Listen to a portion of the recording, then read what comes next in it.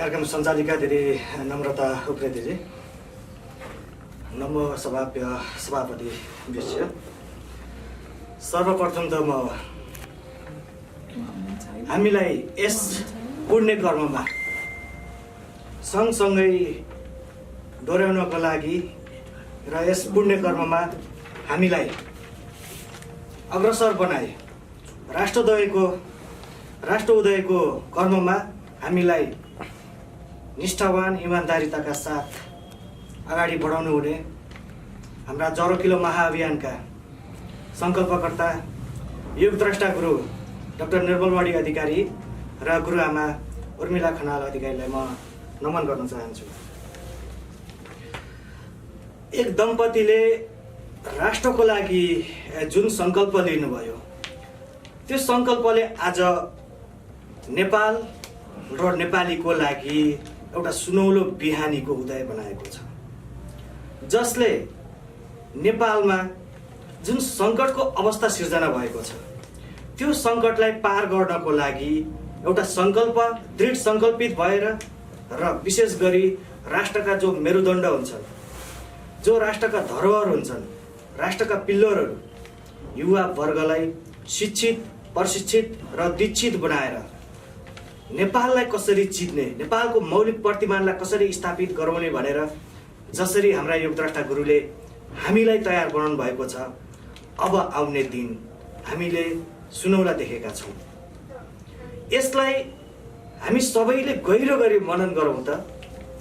हिजोको दिनमा गुरु गोरखनाथको उदय हुँदा नेपालको अवस्था कस्तो थियो, त्यसपछि पृथ्वीनारायण शाहले गुरु गोरखनाथले उहाँलाई आशीर्वाद दिएर नेपाल कस्तो भयो र पुनः फेरि परचक्रीहरूको दुष्प्रभावमा नेपाल जसरी गइरहेको थियो त्यो समयमा फेरि नेपाललाई वैचारिक पुनर्जागरणको रूपमा राष्ट्रगुरु योगी नरहरिनाथले जसरी कार्य गर्नुभयो र अहिलेको यो समयमा, वर्तमान समयमा यो नेपाललाई फेरि पुनर्जागरणको क्षणमा प्रवेश गराए हाम्रा योगद्रष्टा गुरुले अर्को एउटा नयाँ आयाम थपिदिनु भएको छ र जुन गुरुले देखाउनु भएको बाटो छ त्यो बाटोमा आज हामी हेरौँ त देशभरि एकैसाथ र विदेशमा पनि एकैसाथ हामीले सङ्कल्प लिइरहेका छौँ राष्ट्र उदयको हेतुको लागि। आज हामी जरो किलो महाअभियानमा सदस्य होइन, परिवार एकदमै आत्मिक भएर हामीहरू हिँडिरहेका छौँ। के को लागि हो त? यो देशको लागि। जसरी 20 वर्षको उमेरको युवा, 35 वर्षको उमेरको युवा र 40 वर्षभन्दा माथिका अग्रणी व्यक्तित्वहरू, अग्रजहरूले आफ्नो अनुभव र ऊर्जालाई जसरी हामी एकै ठाउँ राखेर अगाडि बढाइरहेका छौँ, यो सबैको देन भनेको हाम्रा योगद्रष्टा गुरुले हामीलाई प्रदान गर्नुभएको छ। र यो समय हामी जति पनि उपस्थित यहाँ छौँ र प्रविधि मार्फतबाट जतिजनाले विश्वभरि हेरिराख्नु भएको छ, उहाँको आशीर्वादको कारणले नै हामी आज यो अवस्थामा आइपुगेका छौँ र भोलिको दिन त सुनौलो छ हामीले देखेका छौँ। र आजको यस सत्सङ्गलाई, आजको यस हाम्रो महोत्सवलाई हामी आफैले सफल बनाउनु छ र यसलाई अब प्रत्येक व्यक्तिको कानमा, प्रत्येक व्यक्तिको आँखामा हामीले पुर्याउनु छ। यसलाई हामीले दृढ सङ्कल्पित भएर व्यक्तिमा, परिवारमा हामी सत्सङ्ग गरौँ, सबैलाई जरो किलो महाअभियानको बारेमा बताउँ। हामीले गर्न लागेको जुन पुण्य कर्म छ यो पुण्य कर्ममा सबैलाई हामीले साथसाथै सँगसँगै काँधमा काँध, हातमा हात, बोलीमा बोली मिलाएर हिँड्नको लागि हामीले सत्सङ्ग गर्ने वातावरण निर्माण गरौँ।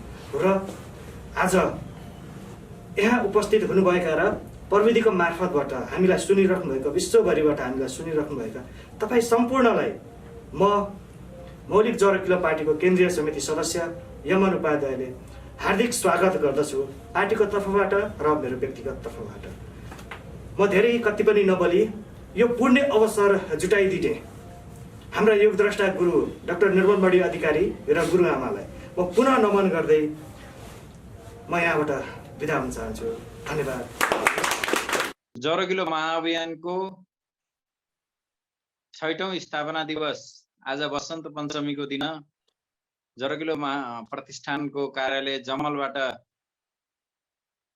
लाइभ भइरहेको कार्यक्रम यो स्थापना दिवसको अध्यक्षता गरिरहनुभएका आजका श्रद्धेय अध्यक्ष मौलिक जरकिलो पार्टीका श्रद्धेय अध्यक्ष सुशील गौतमज्यू, सम्पूर्ण उपस्थित यहाँ हुनुभएका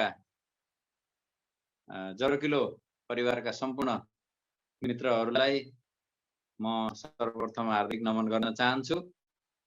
साथै आज यस सुखद अवसरमा हामीलाई यो अवसर जुटाइदिनु हुने र हामी आज यो देशको मूल संस्कृति, भाषा, संस्कृति, यो देशको धर्म, यो देशको मूल कुल धर्म, संस्कार, संस्कृति, भाषा, सभ्यता र यो देशको मौलिकतालाई अगाडि बढाउँदै यो देशमा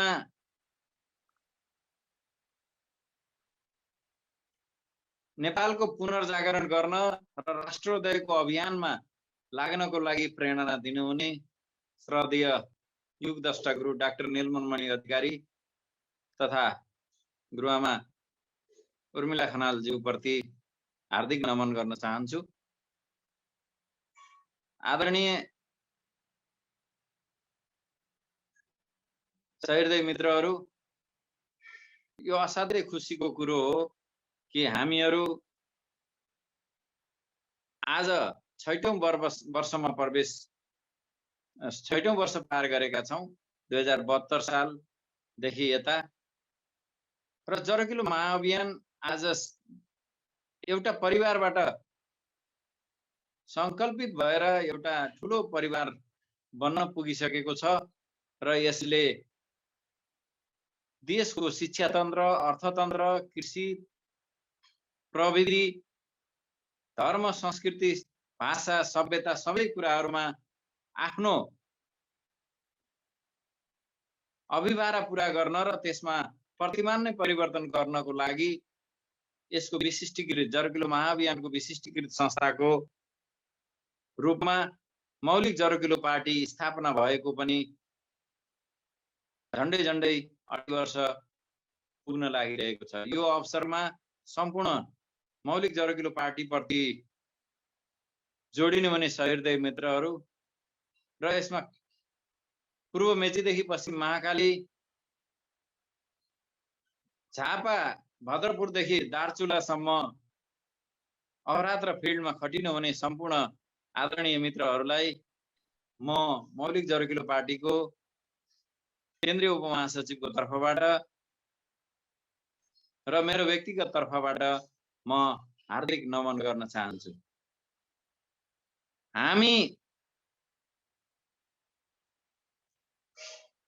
अवसर र चुनौती दुईटै लिएर अगाडि बढिरहेका छौं। एकातिर हाम्रा सामु अवसर यो छ कि देशमा विगतको 7 दशकदेखि कपुतन्त्रले अँगालेर ल्याएको नेपाल विरुद्धका एजेन्डाहरू आज बिस्तारै नाङ्गिँदै गइरहेका छन्, जसको कारणले गर्दा नेपालको पुनर्जागरण गर्न र राष्ट्रको राष्ट्रोदय गर्नको लागि असाध्यै ठुलो अवसर मिलेको छ भने हाम्रा सामु चुनौती के रहेको छ भने विगतका 7 दशकदेखि जुन एक प्रकारको भाष्य निर्माण गरिएको छ, झन्डै 3 पुस्ताले आज त्यही भाष्यमा आफ्नो जिन्दगी खपाएको छ। नेपाल विरुद्धका एजेन्डाहरूमा नेपालको सुन्दर भविष्य खोज्दै आफ्ना 3 पिँढी गुमाएको नेपाली पुस्ताका हामी पछिल्लो पुस्ताले कसरी उनीहरूलाई चाहिँ यो कुरा बुझाउने र आउने पुस्तालाई जो नेपालको वास्तविक मूल र नेपालको वास्तविक कुल र यहाँ नेपाली संस्कृति र नेपाली भाषाबाट नै च्युत भइसकेको जुन हामी पछाडिको पुस्ता छ, त्यो पुस्तालाई कसरी चाहिँ बुझाउने र कसरी उनीहरूलाई चाहिँ त्यसप्रति फेरि घरबाट चाहिँ बाहिर निस्केकोलाई फर्काएर फेरि घरभित्र ल्याउने भन्ने यो सबभन्दा ठुलो चुनौती रहेको छ भने अर्को चुनौती विश्वव्यापीकरणको चुनौती छ। विश्वव्यापीकरणका नाममा, उदारीकरणका नाममा, पुँजीवादका नाममा अति उपभोक्तावादले जसरी संसार र हाम्रो समाजको गाउँ घर सबै कुरालाई गाँजिरहेको छ, जगडिरहेको छ, जसले गर्दा समाजमा पैसा नै सबैभन्दा ठुलो कुरो हो र पैसा भएपछि सर्वस्व किन्न पाइन्छ भन्ने उपभोक्तावादी, अति उपभोक्तावादी मानसिकता जुन दास गरेर बसेको छ, त्यसलाई यो पैसा धन दौलत भन्ने साधन त हो तर साध्य होइन र यसले यो अति उपभोक्तावादले हाम्रो सहृदयपन, मानव बीचको सहृदयपन, मानव र प्रकृति बीचको सहृदयपन, यो जुन सहृदयताको चाहिँ दर्शन छ यसलाई अंगीकार गर्न सक्दैन। त्यसैले हामी साधनमा मात्रै नकुदौं, साध्यलाई पनि बुझौं भन्ने कुरालाई हामीले बुझाउन कठिन भइरहेको अर्को एउटा चुनौती छ। यी थुप्रै चुनौतीका बावजुद अहिले समाजमा चलिरहेको तथा नामको विकृति, गाली गलौजको संस्कृति र यसले जन्माएको र यसले चाहिँ समाजमा उत्पादन गरेको एउटा जुन शक्ति छ, बरालिएको युवा वर्ग छ, त्यो युवा वर्गलाई त्यो लहर र त्यो हुल्लडमा नलागेर आफ्नो पनतिर फर्काउनको लागि नेपाली भएकोमा गौरव गर्न सिकाउनको लागि एउटा महत्त्वपूर्ण चुनौती त्यो पनि रहेको छ। सँगसँगै यो सँगसँगै अहिले विद्यमानमा रहेको नेपालमा चलेको कृषि पद्धति छ। नेपालमा रहेको कृषि पद्धतिले जसरी कृषि कर्म गर्ने आत्मनिर्भर किसानहरूलाई व्यावसायिक कृषिका नाममा विदेशी कम्पनीहरूका बिउ बिजन बेच्ने नाममा जसरी उनीहरूलाई परनिर्भर किसान भनेर गाली गलौज गर्ने एउटा चाहिँ भाष्य निर्माण गरियो र पढेपछि एसएलसी पढेपछि अथवा पढे लेखेकाले हलो जोत्न हुन्न, कोदालो खन्न हुन्न, खेतीपाती गर्नुहुन्न, गाई भैँसी पाल्नु हुँदैन, गोबर सोर्नु हुँदैन भन्ने किसिमको जुन भाष्य निर्माण गरियो र हाम्रा पाठशालाहरूमा त्यही कुराहरूलाई बालबालिकालाई सिकाउँदै उनीहरू कृषि कर्मबाट चाहिँ पलायन हुने अवस्था सिर्जना गराइयो। त्यो कुरोलाई पनि परिवर्तन गर्नुपर्ने असाध्यै ठुलो चुनौती रहेको छ। आज एकातिर हाम्रा देशका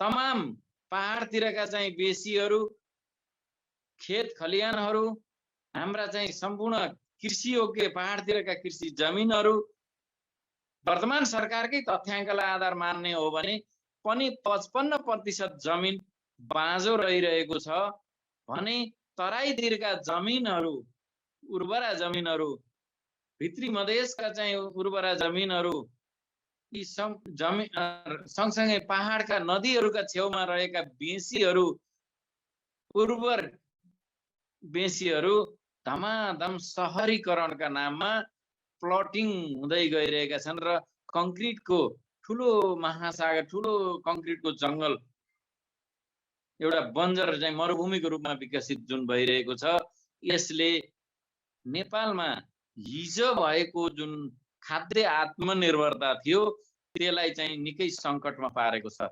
आदरणीय मित्रहरू, यसले खाद्य संकट, एकातिर खाद्य संकट पारेको छ भने अर्कोतिर यसले जिन्दगीभरि देशभित्र र बाहिर जहाँसुकैबाट पनि आर्जन गरेको रकम त्यही खाद्यान्न खरिद गर्नको लागि बाहिर पठाउनु पर्ने र त्यसले गर्दा हाम्रो भुक्तान सन्तुलन, आयातमा चाहिँ हामीले चाहिँ अधिक भन्दा अधिक खर्च गर्ने पर्ने अवस्थाले गर्दा हाम्रो चाहिँ ब्यालेन्स अफ पेमेन्ट, भुक्तान सन्तुलन पनि बिग्रदै गइरहेको छ। एकातिर त हामी कहाँ उत्पादन नहुने चिजहरू, पेट्रोलियम पदार्थ, प्राविधिक सामानहरू, टेक्निकल सामानहरू आयात गर्दाखेरिमा जुन किसिमले हामी खर्च गरिरहेका छौँ, हामीले पैसा बाहिर पठाइरहेका छौँ, त्यो त छँदैछ। त्यो बाहेक हामी आफैले उत्पादन गरेर आफ्नो लागि कृषि कर्म गरेर आफ्नो देशको लागि, आफ्ना देशका जनताका लागि खाद्यान्न आफै उत्पादन गर्न सक्ने, दुग्धजन्य चिजहरू आफैले उत्पादन गर्न सक्ने जुन अवस्था रहँदै पनि युवा शक्तिलाई बेरोजगार बनाएर उनीहरूलाई वैदेशिक नयाँ नयाँ गन्तव्यहरू चाहिँ खोज्दै उनीहरूलाई बाहिर पठाउँदै गराएर यहाँको जग्गा जमिन बाँझो राख्ने, बेरोजगार बनाउने र उनीहरूलाई चाहिँ नयाँ गन्तव्य खोजेर पठायौँ भन्दै उनीहरूको रेमिटेन्सबाट राज्य चलाउने र त्यो पनि नपुगेर अझ प्रत्येक मन्त्री परिषदको बैठकमा कुनै न कुनै देशसँग अरबौं रुपियाँ ऋण लिने निर्णय गर्ने जुन प्रक्रिया अहिले धमाधम चलिरहेको छ, यो प्रक्रियाले देश कुन अवस्थामा पुग्ने हो र हाम्रो देशको चाहिँ युवा वर्ग, हाम्रो देशको चाहिँ पुँजीपति जो पौरखीहरू जो आफ्नो सानोतिनो लगानी लगाएर विभिन्न किसिमका चाहिँ व्यवसाय गरेर आफ्नै देशमा स्वरोजगार बनेका थिए, उनीहरूको अवस्था के हुने हो भन्ने कुरा अन्यलमा पर्न गएको छ।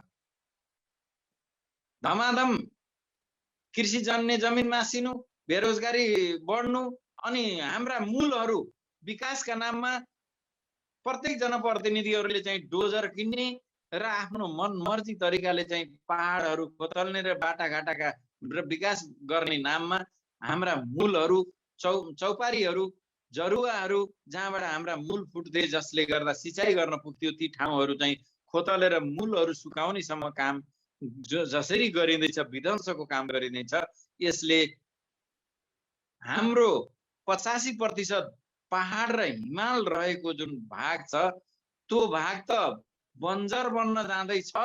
सँगसँगै त्यसबाट भएको प्राकृतिक प्रकोप र त्यो पहिरो र त्यहाँबाट बगेर आउने खहरे खोलाहरूको कारणले तराईको उर्वरा जमिन दोहोरो मारमा पर्न गइरहेको छ।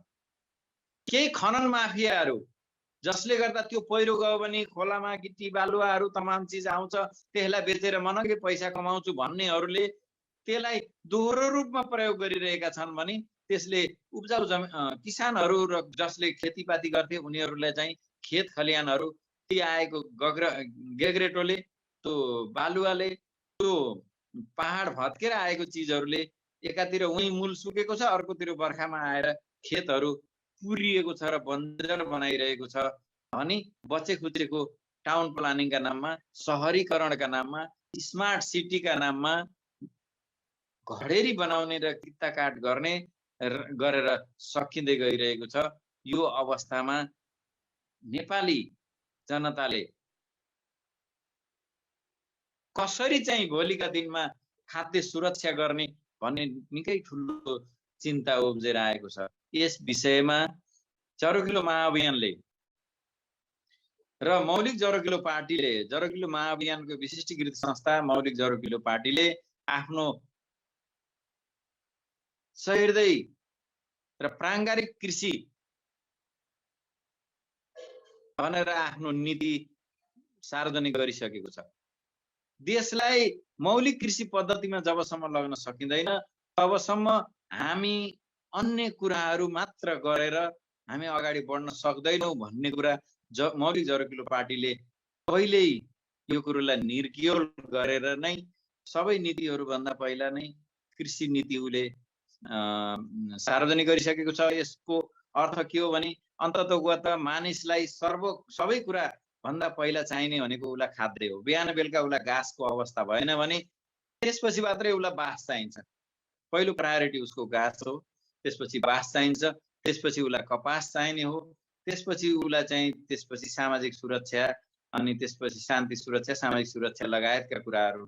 भने हामी जब घाँसकै सुनिश्चितता गर्न सक्ने अवस्थामा भएनौँ भने त्यतिखेर झन् विकराल अवस्था हुन्छ भन्ने मान्यतालाई आत्मसात गर्दै हामीले आगामी दिनहरूमा हाम्रो मौलिक कृषि पद्धति, हाम्रो बिउ बिजनलाई जोगाएर हाम्रा कृषिका बिउ जसरी हाम्रा पूर्वजहरूले कृषिका बिउहरू जोगाएका थिए, उखानै बनाएर त्यसलाई चाहिँ जोगाइएको थियो कि अनिकालमा बिउ जोगाउनु, हुलमुलमा जिउ जोगाउनु भनेर जसरी चाहिँ एउटा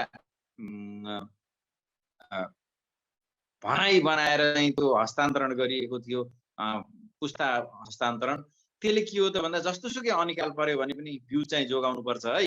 यदि बिउ जोगाएनौँ भने हामी चाहिँ भोलि उत्पादन गर्नको लागि हामीसँग चाहिँ बिउ रहने छैन भन्ने मान्यतालाई जसरी समाजमा स्थापित गरिएको थियो, त्यही किसिमले हामीले आज आफ्नो बिउ जोगाउने र आफ्ना जुन मूल बिउ हुन् र यो धरतीमा चाहिँ फल्ने र यो धरतीले चाहिँ उत्पादन दिन सक्ने किसिमका जो बिउहरू थिए, ती बिउहरूबाट नै यदि हामीले केही जेनेटिक मोडिफिकेसन गरेर गर्नु पनि पर्ने भयो भने पनि त्यसबाट हामीले आफ्नै बिउ बिजनबाट नै गर्नुपर्छ भन्ने मान्यता राख्दै आफ्नो बिउ बिजनमाथि अनुसन्धान गर्ने, आफ्नो बिउ बिजनलाई जोगाएर लाने र आफ्नो कृषि पद्धतिलाई जो हिजका जस्ता आत्मनिर्भर कृषकहरू थिए ती आत्मनिर्भर कृषकहरूलाई पुनर्जीवित गर्ने, यो नेपालको पुनर्जागरणसँग जोडिएको कुरा पनि हो, राष्ट्रोदयसँग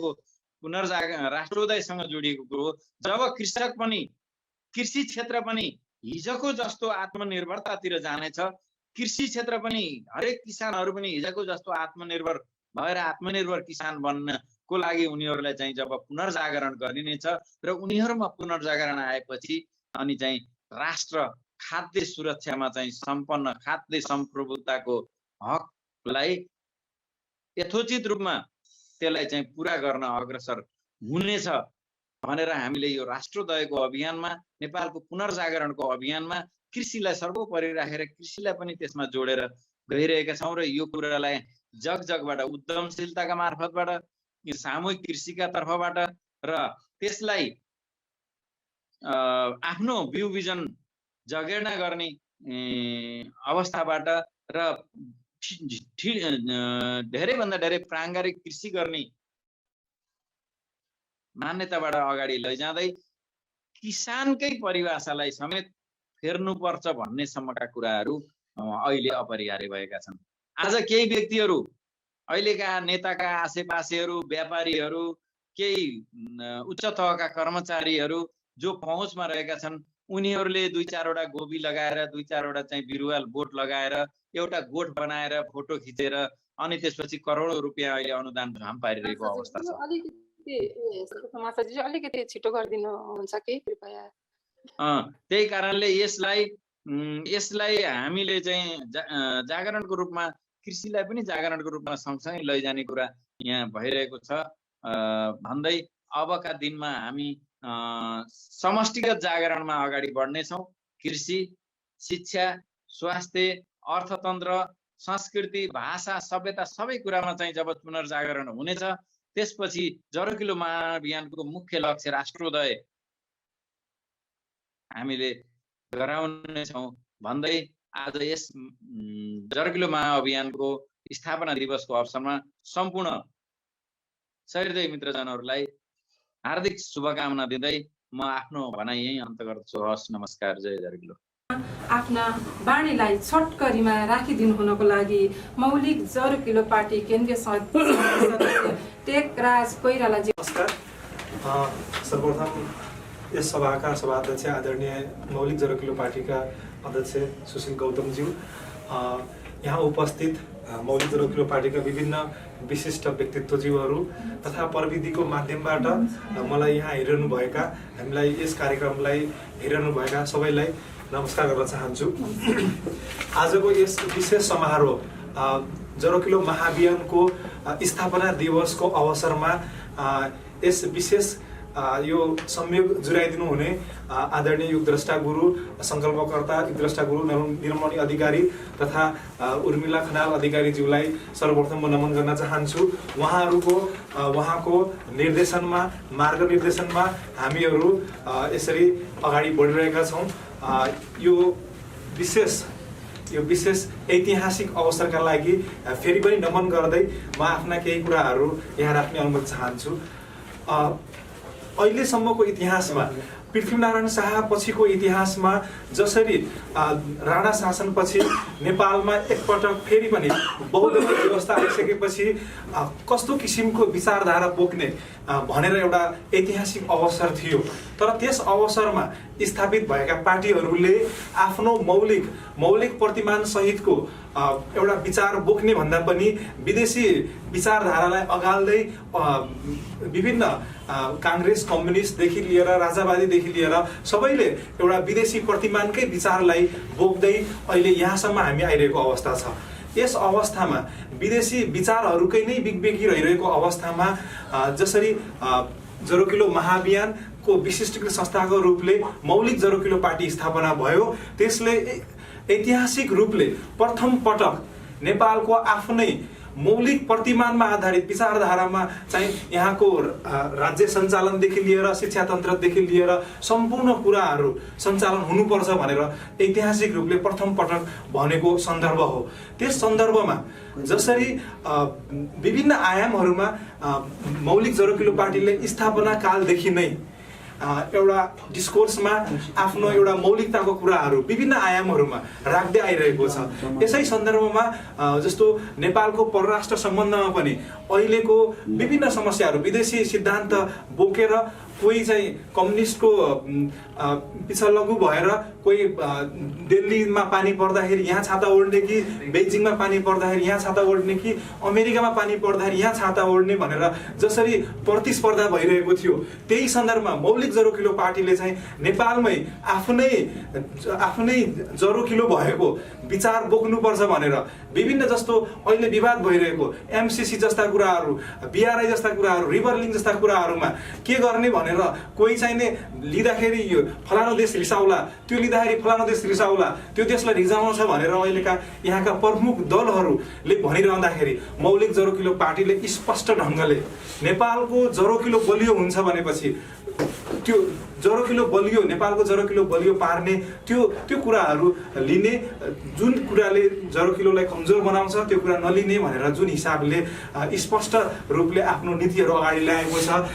नेपाललाई कुनै पनि विदेशी देशहरूको एउटा क्रीडास्थल बनाउने भन्दा पनि आफ्नै जरोकिलो बलियो बनाउने हिसाबले जसरी हामीले स्थापना कालदेखि भन्दै आइरहेका छौँ, त्यसको सान्दर्भिकता अब झन्झन बढ्दै गइरहेको देखिन्छ। यसका साथसाथै म एउटा प्रसङ्गबाट सुरु गर्न चाहन्छु। जसरी 2 दिन अगाडि विन्टर ओलम्पिकमा चीनको राष्ट्रपति तथा पुटिन मस्को रसियाको राष्ट्रपति बीच एउटा संयुक्त वक्तव्य उनीहरूले जारी गरे, जसको सारमा उनीहरूले अबको विश्व व्यवस्था बहुध्रुवीय व्यवस्था रहेको भनेर उनीहरूले त्यो कुराहरू अगाडि बढाउँदै गइरहनु भएको छ।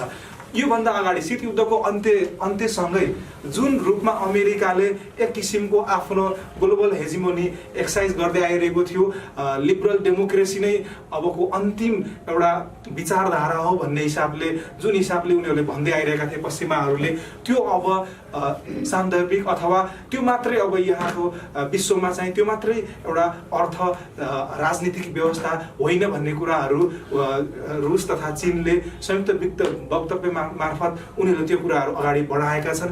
यसबाट स्पष्ट हुन्छ कि अबको विश्व व्यवस्था बहुध्रुवतिर गइरहेको छ। यस सन्दर्भमा नेपालका राजनीतिक पार्टीहरू, ठुला बनाउँदा पार्टीहरू हेर्ने हो भनेपछि कोही चाहिँ एउटा कुन शक्तिको पछि लाग्ने भन्नेमा प्रतिस्पर्धा गरिरहेका छन्, कोही अर्को शक्तिको पछि लाग्ने भनेर प्रतिस्पर्धा गरिरहेका छन्। यसै सन्दर्भमा यो समग्र बहुध्रुवीय विश्व व्यवस्थाको आकलन गर्दै अहिलेको वस्तुगत परिस्थिति के छ, अहिलेको वस्तुगत परिस्थितिमा जसरी प्रविधिको एउटा अभूतपूर्व विकास भएको छ, यसले हामी जस्ता भूपरिवेष्टित राष्ट्रहरू जसको एउटा अर्थको जस्तो म्यानुफ्याक्चरिङ एउटा क्यापासिटी त्यति धेरै छैन, त्यस्ता राष्ट्रहरूलाई, त्यस्ता देशहरूलाई एकपटक अत्यन्त एउटा अवसरको रूपले आएको छ। एउटा नलेज बेस, ज्ञानमा आधारित अर्थतन्त्रलाई अगाल्ने हो भनेपछि एउटा कसरी चाहिँ एउटा विश्व शक्तिमा एउटा विश्वको केन्द्रका रूपले अगाडि बढ्न सकिन्छ भनेर त्यो आधारलाई हामीले मौलिक जरोकिलो पार्टीले स्थापना कालदेखि नै त्यसको आकलन गर्दै ज्ञानमा आधारित अर्थ पद्धति अगाल्नुपर्छ भन्दै आइरहेको छ। त्यसका साथसाथै अर्को कुरा जस्तो अहिले नेपालमा मात्र नभइकन विश्वमै जस्तो विश्वमै एउटा अत्यन्त भयावह रूपले फैलिरहेको समस्या पर्यावरणीय परिवर्तनको समस्या, जसले विश्वका विभिन्न जस्तो आइसल्यान्डहरू त डुब्ने क्रममा जाँदैछन्। जस्तो हालसालै इन्डोनेसियाले आफ्नो राजधानी जाकर्ताबाट अन्य अर्को सहरमा सारेको छ।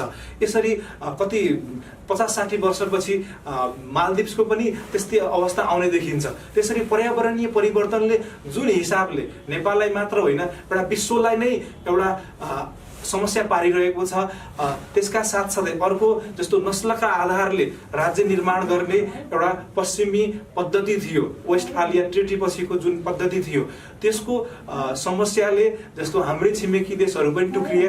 त्यसका साथसाथै अन्यका विश्वका विभिन्न ठाउँमा पनि त्यस राष्ट्र राज्य पद्धतिले जुन हिसाबले एउटा समस्या पारिरहेको छ, यसमा मौलिक जरोकिलो पार्टीले स्थापना कालदेखि नै एउटा सहृदय अर्थतन्त्र अगाल्नुपर्छ। एउटा सहृदय अर्थतन्त्रका साथसाथै सहृदय दर्शन अगाल्दै एउटा त्यस सहृदय दर्शनका आधारमा अर्थतन्त्र सम्पूर्ण शासन प्रशासन चलाउनुपर्छ भन्दै आइरहेको छ। र त्यसका साथसाथै राष्ट्र राज्यले जुन समस्याहरू पारिरहेको छ त्यसको समाधानका लागि राज्य राष्ट्रको पद्धति अगाल्नुपर्छ भनेर आदरणीय उपद्रष्टा गुरु नीलमणि अधिकारीज्यू लगायतले त्यो सिद्धान्त प्रतिपादन गरेर एउटा नेपाललाई मात्र एउटा सही मार्ग निर्देशन गर्ने होइन, एउटा विश्वलाई नै एउटा समस्याको समाधान गर्ने हेतुले त्यो सिद्धान्त आएको छ। यसरी स्थापना कालदेखि नै मौलिक जरोकिलो पार्टीले नेपाल केन्द्रित परराष्ट्र नीति अगाल्नुपर्छ भन्दै आइरहेको छ। यति भन्दै म यहाँबाट बिदा हुन्छु। धन्यवाद। सम्पूर्णलाई नमस्कार। आज यस जरोकिलो महाअभियानको विष्टिकृत संस्था मौलिक जरोकिलो पार्टीद्वारा सञ्चालन गरिएको जरोकिलो महाअभियानको स्थापना दिवस 6औं स्थापना दिवसका सभा अध्यक्षज्यू मौलिक जरोकिलो पार्टीका केन्द्रीय अध्यक्ष सुशील गौतम लगायत यस सभा हलमा उपस्थित हुनुभएका सम्पूर्ण विशिष्ट व्यक्तिहरू लगायत देश विदेशबाट हेरिरहनुभएका सम्पूर्णलाई मेरो पुनः नमस्कार गर्दछु। साथै युगद्रष्टा गुरु डाक्टर निर्मलमणि अधिकारीले 2072 सालमा जरोकिलो महाअभियानको स्थापना गरेर 2072 सालकै दिनमा स्थापना सम्मेलन वसन्त पञ्चमीमा सञ्चालन गरेर 2073 सालदेखि नै जरोकिलो महाअभियानको यस स्थापना दिवस मनाउँदै हामी अहिले 78 मा आउँदा 6औं स्थापना दिवस हामीले देशका विभिन्न जिल्लाहरू र साथसाथै विदेशका थुप्रै देशहरूबाट हामीले एकमुष्ट यसरी चाहिँ स्थापना दिवस हामीले मनाउँदै गर्दाखेरि हामीले जुन तीव्र गतिमा मौलिक प्रतिमानमा आधारित रहेर गतिविधिहरू गर्न पाइरहेका छौँ, यसमा म पनि त्यसमा सामेल हुन पाएकोमा आफूलाई एकदम गौरवान्वित ठान्दै हामीले जुन डाक्टर निर्मलमणि अधिकारीले जरोकिलो महाअभियान स्थापना गर्दै गर्दा अब नेपालमा मौलिकता सँगसँगै र राजनीति मात्रै सुध्रिएर हुँदैन, यहाँको अर्थतन्त्र, शिक्षातन्त्र, स्वास्थ्य सँगसँगै राजनीतिकलाई पनि हामीले सुधार गर्नुपर्छ भनेर जुन जरोकिलो महाअभियानले आज विष्टिकृत संस्थाहरू 14वटा विष्टिकृत संस्थाहरू खडा गर्दै जुन मौलिक जरोकिलो पार्टीले अहिले तीव्र रूपमा मौलिक प्रतिमानमा आधारित रहेर जुन गतिविधिहरू गरिरहेको छ, त्यसमा जरो र केन्द्र पनि नेपालमै हुने गरी र किलो निर्णय गर्ने क्षमता पनि नेपालीहरूसँगै हुने गरी जुन गतिविधिहरू हामी गरिरहेका छौँ, सबैजना नेपालीहरू अन्ततोगत्तो मौलिक प्रतिमानमा केन्द्रित आधारित र यो जरोकिलो महाअभियानमा जुन मौलिक गतिविधिहरूमा हामी एकजुट सामेल नभई सुख हुँदैन। सबैजना बिस्तारै जोडिँदैछौँ र जुन गतिविधिहरू हामीले गर्न यो छोटो समयमा जुन मौलिक जरुकिलो पार्टीले 2076 सालमा स्थापना कालदेखि नै अहिले 78 मा आउँदा छोटो समयमा हामीले जुन गतिविधिहरू गर्न सकिरहेका छौँ, जुन हाम्रो फैलावट तीव्र रूपमा गइरहेको छ, यसमा चाहिँ हामीले अझै काम गर्न सकिन्छ र जुन गतिमा हामीले काम गरिरहेका छौँ अब त्यसलाई नै हामीले बढावा दिँदै अब थप गतिविधिहरू हामीले गर्दै जाने नै छौँ र जुन सबैजना आबद्ध हुनुभएका सम्पूर्णले पनि हामीलाई साथ सहयोग समर्थन र जुन आबद्ध हुन नसकिरहनु भएकाले पनि हामीलाई चाहिँ सपोर्टको रूपमा शुभचिन्तकको रूपमा जुन हामीलाई सघाउनु भएको छ, जुन आत्मबल प्रदान गरिरहनु भएको छ, यहाँहरूलाई म विशेष धन्यवाद दिँदै म यस आजको यो स्थापना दिवसको कार्यक्रमको आफ्नो भनाइ यहीँ टुङ्ग्याउँछु। हस्त धन्यवाद। अखिल नेपाली युवा सङ्घको अध्यक्ष प्रवीण बस्नेतज्यू हामीसँग हुनुहुन्छ। नमस्कार सम्पूर्णमा। कार्यक्रम सञ्चालिका नम्रता दिदीलाई धेरै धेरै धन्यवाद। र आज हामी स्थापना दिवसको क्रममा छौँ। यो स्थापना दिवस मनाइरहँदाखेरि आज हामीले सम्झिनुपर्ने महापुरुष भन्छु म, युगद्रष्टा डाक्टर नीलमणि अधिकारी मेरो आदरणीय गुरु, त्यस्तै गरी गुरुआमा उर्मिला खनालज्यूलाई सशक्त नमन गर्न चाहन्छु। र त्यसपछि यस सभाका सभाध्यक्षज्यू हाम्रो आदरणीय युवा नेतृत्व सुशील गौतमज्यू, त्यसै गरी त्यस्तै जुझारू युवा हुनुहुन्छ, हाम्रो कर्ममा विश्वास गर्ने युवा हुनुहुन्छ हाम्रो मौलिक जरुकिलो पार्टीको उपाध्यक्ष बलराम प्रजापतिज्यू र यहाँ सम्पूर्ण उपस्थित विशिकी संस्थाका अध्यक्षज्यूहरू र मौलिक जरुकिलो पार्टीका केन्द्रीय समिति सदस्य, केन्द्रीय परिषद सदस्य लगायत हाम्रो यस प्रविधिको माध्यमबाट देश विदेशबाट हेरिरहनुभएका सम्पूर्ण महानुभावहरूलाई अखिल नेपाली युवा सङ्घ र म प्रवीण बस्नेतको तर्फबाट सशक्त नमन गर्न चाहेँ। र हामीले बुझ्नुपर्ने कुरा के छ भने स्थापना दिवस आज मनाइरहँदाखेरि हामीले जरुकिलो महाअभियान भनेर माथि राखेका छौँ। जरुकिलो महाअभियान किन भन्यौँ त? यो हामीले त बुझेका छौँ, त्यो अरूलाई पनि बुझाउनु जरुरी हुन्छ। हामीले जरुकिलो महाअभियान भन्दाखेरि हाम्रा विभिन्न 1 दर्जनभन्दा माथि विशिकी संस्थाहरू छन्। ती संस्थाहरूले आफ्नो ढङ्गबाट समाजमा के कसरी चाहिँ हामीले दायित्व भूमिका निर्वाह गर्न सकिन्छ भन्ने कुराहरू चाहिँ हामीले समाजमा प्रस्तुत गरिसकेका छौँ। र त्यो 1 दर्जनभन्दा माथि संस्थाहरूको र देश तथा विदेशमा हाम्रो जुन एउटा सञ्जाल फिजिएको छ, त्यो संस्थाको छाता सङ्गठन भनेर हामीले जरुकिलो महाअभियानलाई चाहिँ भन्ने गरेका छौँ। र हामीले आज स्थापना दिवस मनाइरहँदाखेरि हामीले 6औँ स्थापना दिवस चाहिँ हामीले मनाइरहेका छौँ। म त्यो भाग्यमान युवा हो। सुरुको वर्षदेखि यो अहिलेको 6औँ स्थापना दिवस मनाइरहँदाखेरि आफ्नो भौतिक शरीरले उपस्थित भएर चाहिँ यो स्थापना दिवस मनाइरहन पाएको छु र सम्पूर्ण महानुभावहरूलाई शुभकामना आदान प्रदान पनि गर्न पाएको छु।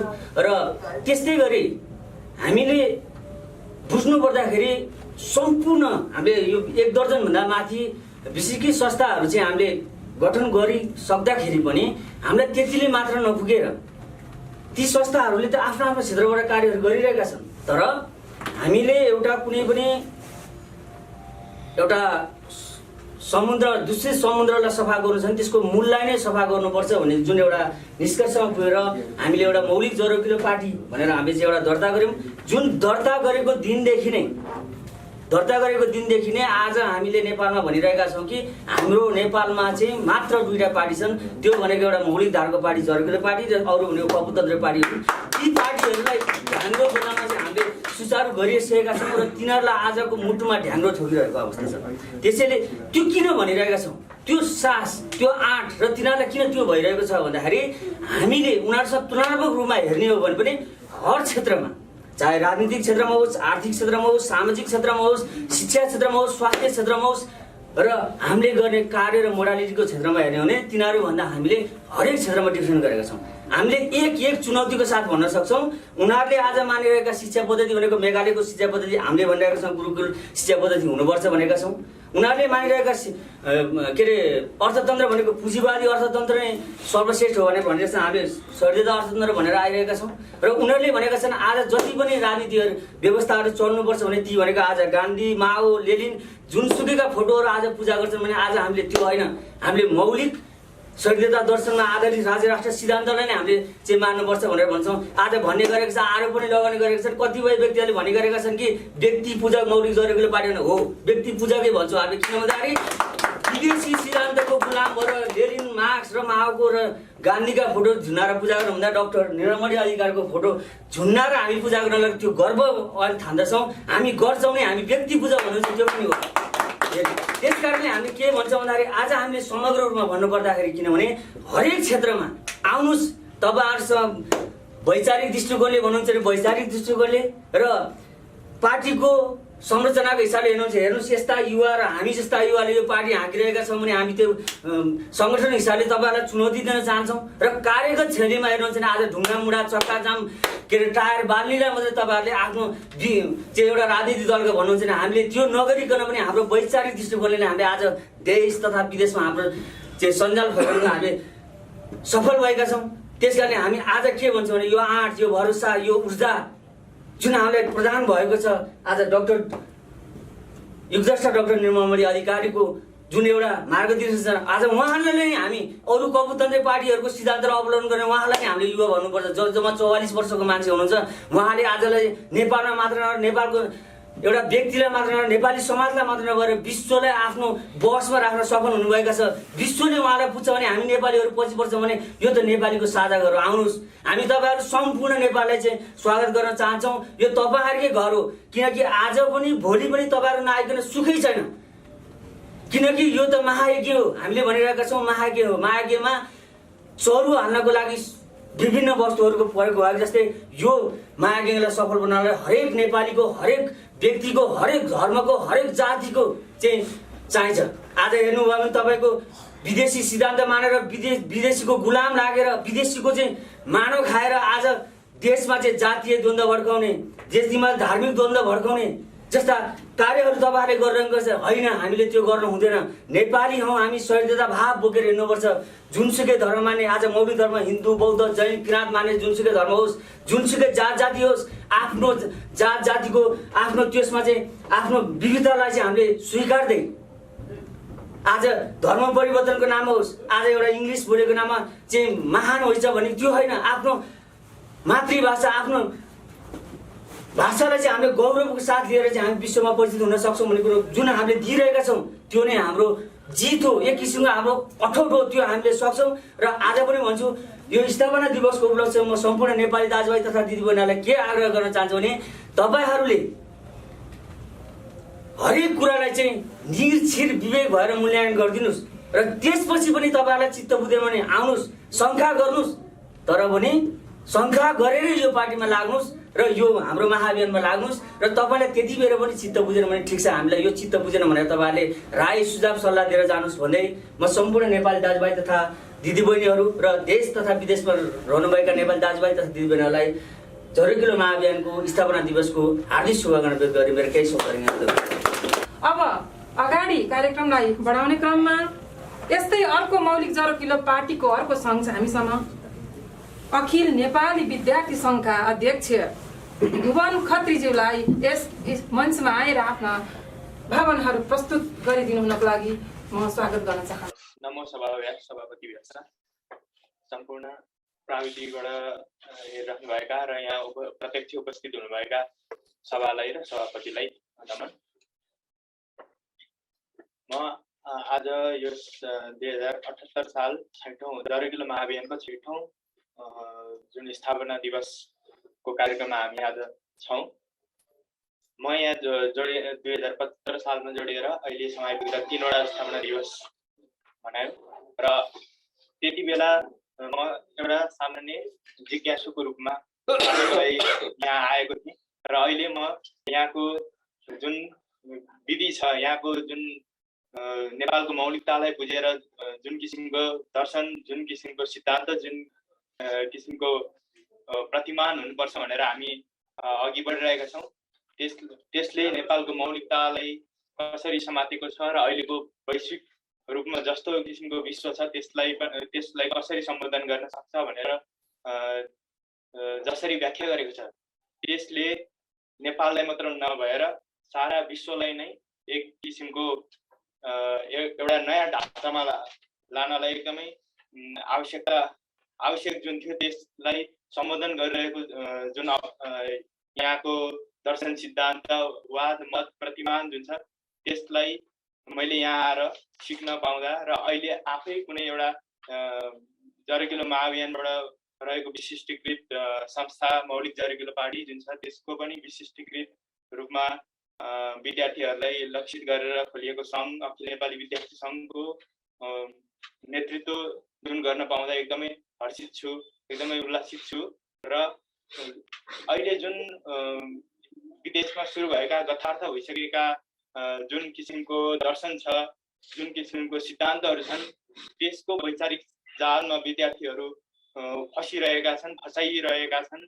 त्यसबाट उन्मुक्ति गर्नको लागि, त्यसबाट विद्यार्थीहरू मुक्त हुनको लागि हामीले कार्यरत गरिरहेका छौँ।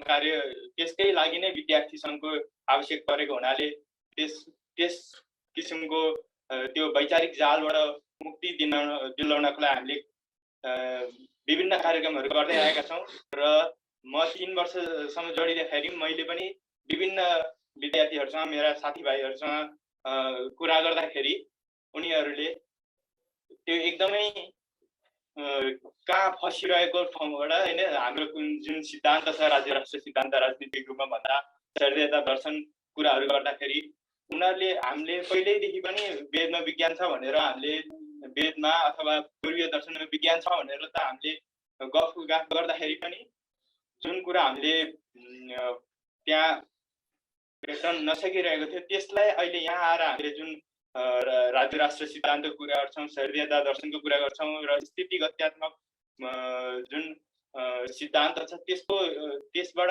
हामीले व्याख्या गर्दा त्यसबाट हामीले सोच्दा त झन् एकदमै बृहत, एकदमै उदारचरित रूपमा हामीले हाम्रो ग्रन्थहरूलाई अठ्याउन सकेका छौँ, बुझ्न सकिरहेका छौँ र यसरी नै अब पनि विद्यार्थीहरूलाई हामी आफै पनि स्पष्ट हुँदै हाम्रो अग्रजहरूबाट, हाम्रो अग्रणी नेतृत्वहरूबाट स्पष्ट हुँदै विद्यार्थीहरूमा अझै हामी यसरी नै कार्य रहिरहनेछौँ। अझै अर्को स्थापना दिवसमा आउँदाखेरि अहिले जुन अवस्थामा छौँ त्योभन्दा धेरै गुणा अगाडि बढिसकेको हामी हुनेछौँ भन्दै म मेरो बाणीहरू यहीँ टुङ्ग्याउँछु। धन्यवाद, नमस्कार। होनहार युवा हुनुहुन्छ हामी समक्ष मौलिक जरकिलो पार्टी केन्द्रीय समिति सदस्य प्रकाश श्रेष्ठज्यूलाई। नमस्ते।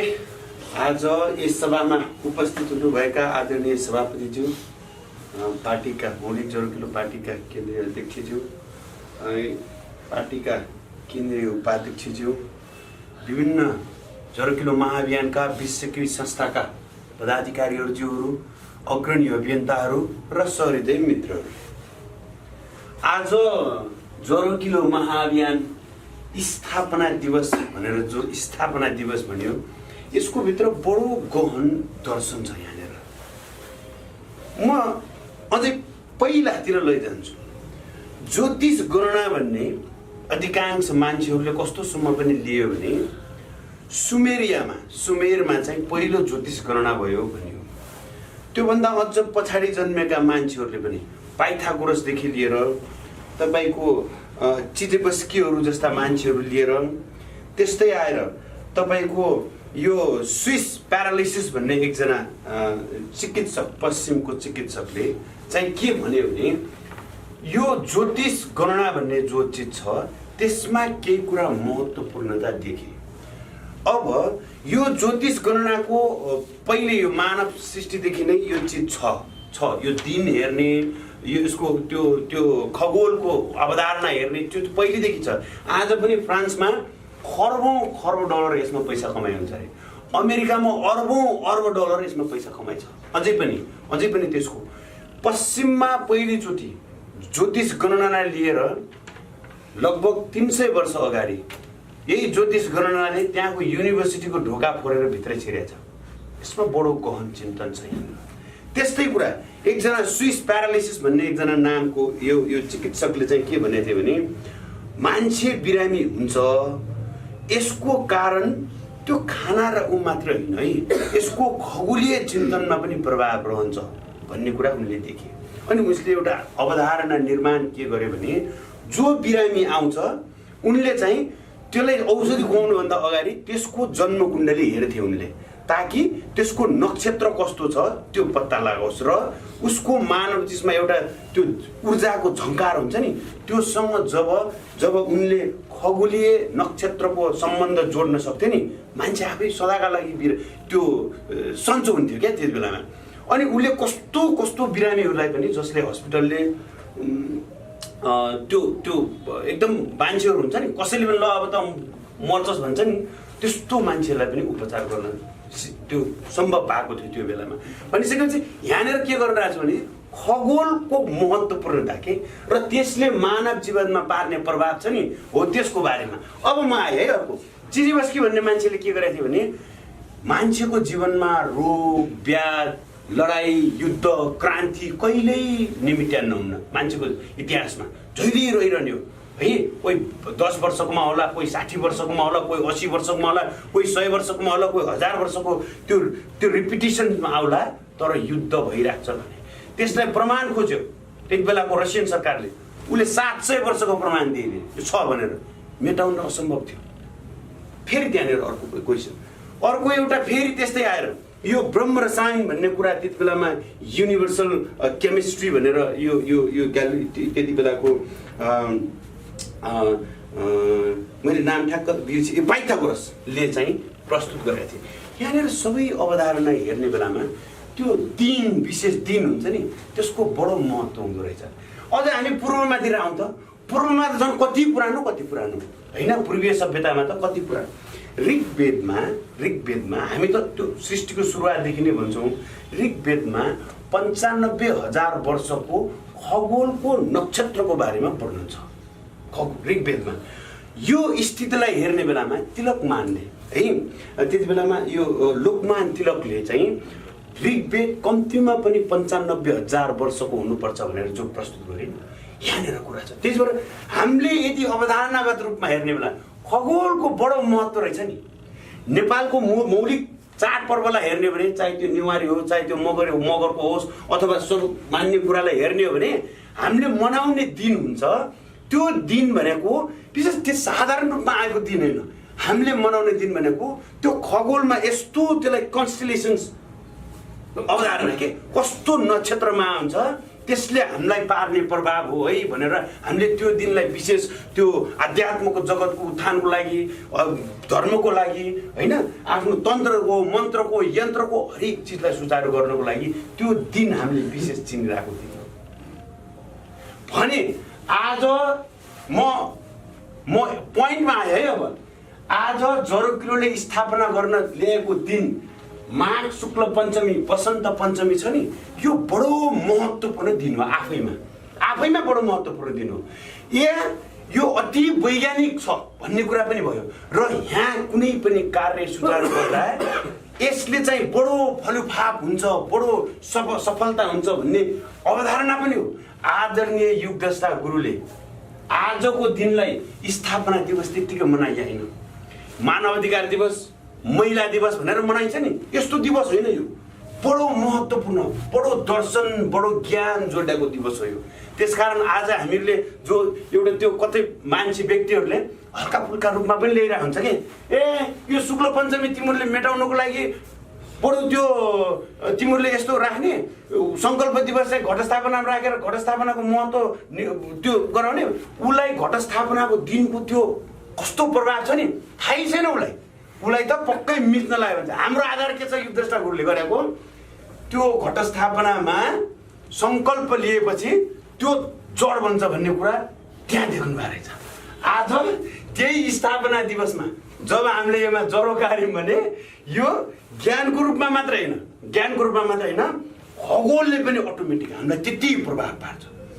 जस्तै मैले अघि नै पश्चिमका पनि भनेको थिएँ, पश्चिमको विद्वानहरूले त्यो कुरा अनुभूति गरेको थिए, हामीले त पहिलेदेखि मनाइरहेको थियौँ भने त्योले यति प्रभाव पार्ला र हामी जीवन्त सधैँभरि रहेर संसारलाई पनि एउटा बाटो देखाउन सकौँ भन्ने आधारले स्थापना गरिएको दिवस आज वसन्त पञ्चमी। यो साधारण कुरा होइन, गुरुले यो चिजलाई स्थापना गर्नु। अब हामी 5 वर्षको 6 वर्षको अन्तरालमा हेरौँ त हामी कति गहन रूपमा गइरहेछौँ भनेर।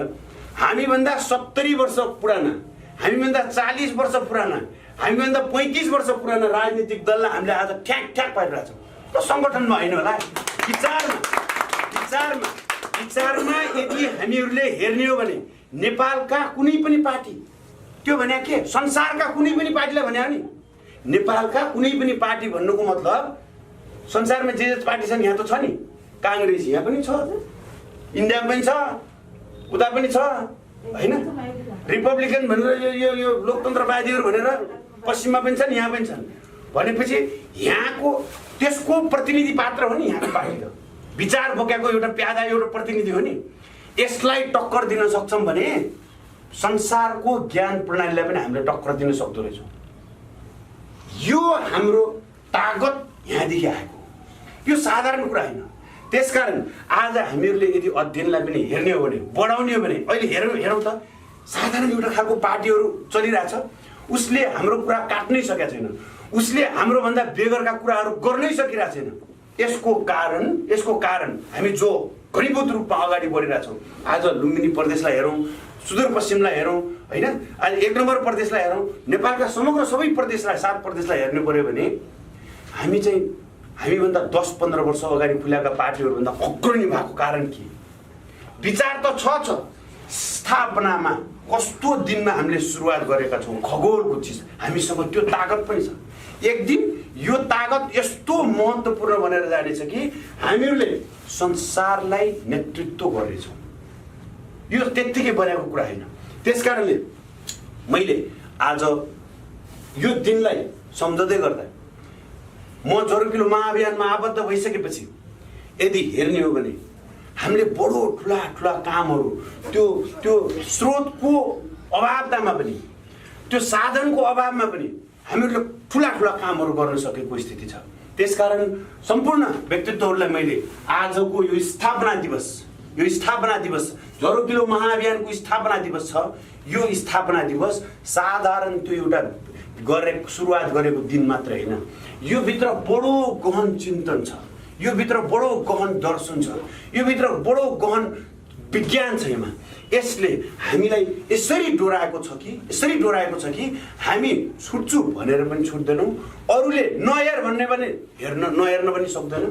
उसले एक दिन यो स्थापना दिवसले, आजको यो दिवसले हामीले संसारमा एउटा खालको प्रभाव पार्नेछौँ र यो प्रभाव आदरणीय युगदृष्टा गुरु यो डाक्टर निर्मलमणि अधिकारीज्यूले हामीलाई त्यो चिजहरू प्रदान गरिदिनु भयो। त्यो एउटा पुण्य कामलाई हामीलाई अगाडि बढाइदिनु भएको छ। यसको लागि धेरै धन्यवाद। आजको जरुकिलो महाअभियानको स्थापना दिवसमा सम्पूर्ण व्यक्तित्वहरूलाई यस स्थापना दिवसको शुभकामना भन्दै आजको कुरा यही टुङ्गाउन चाहन्छु। धेरै धन्यवाद। नमस्कार।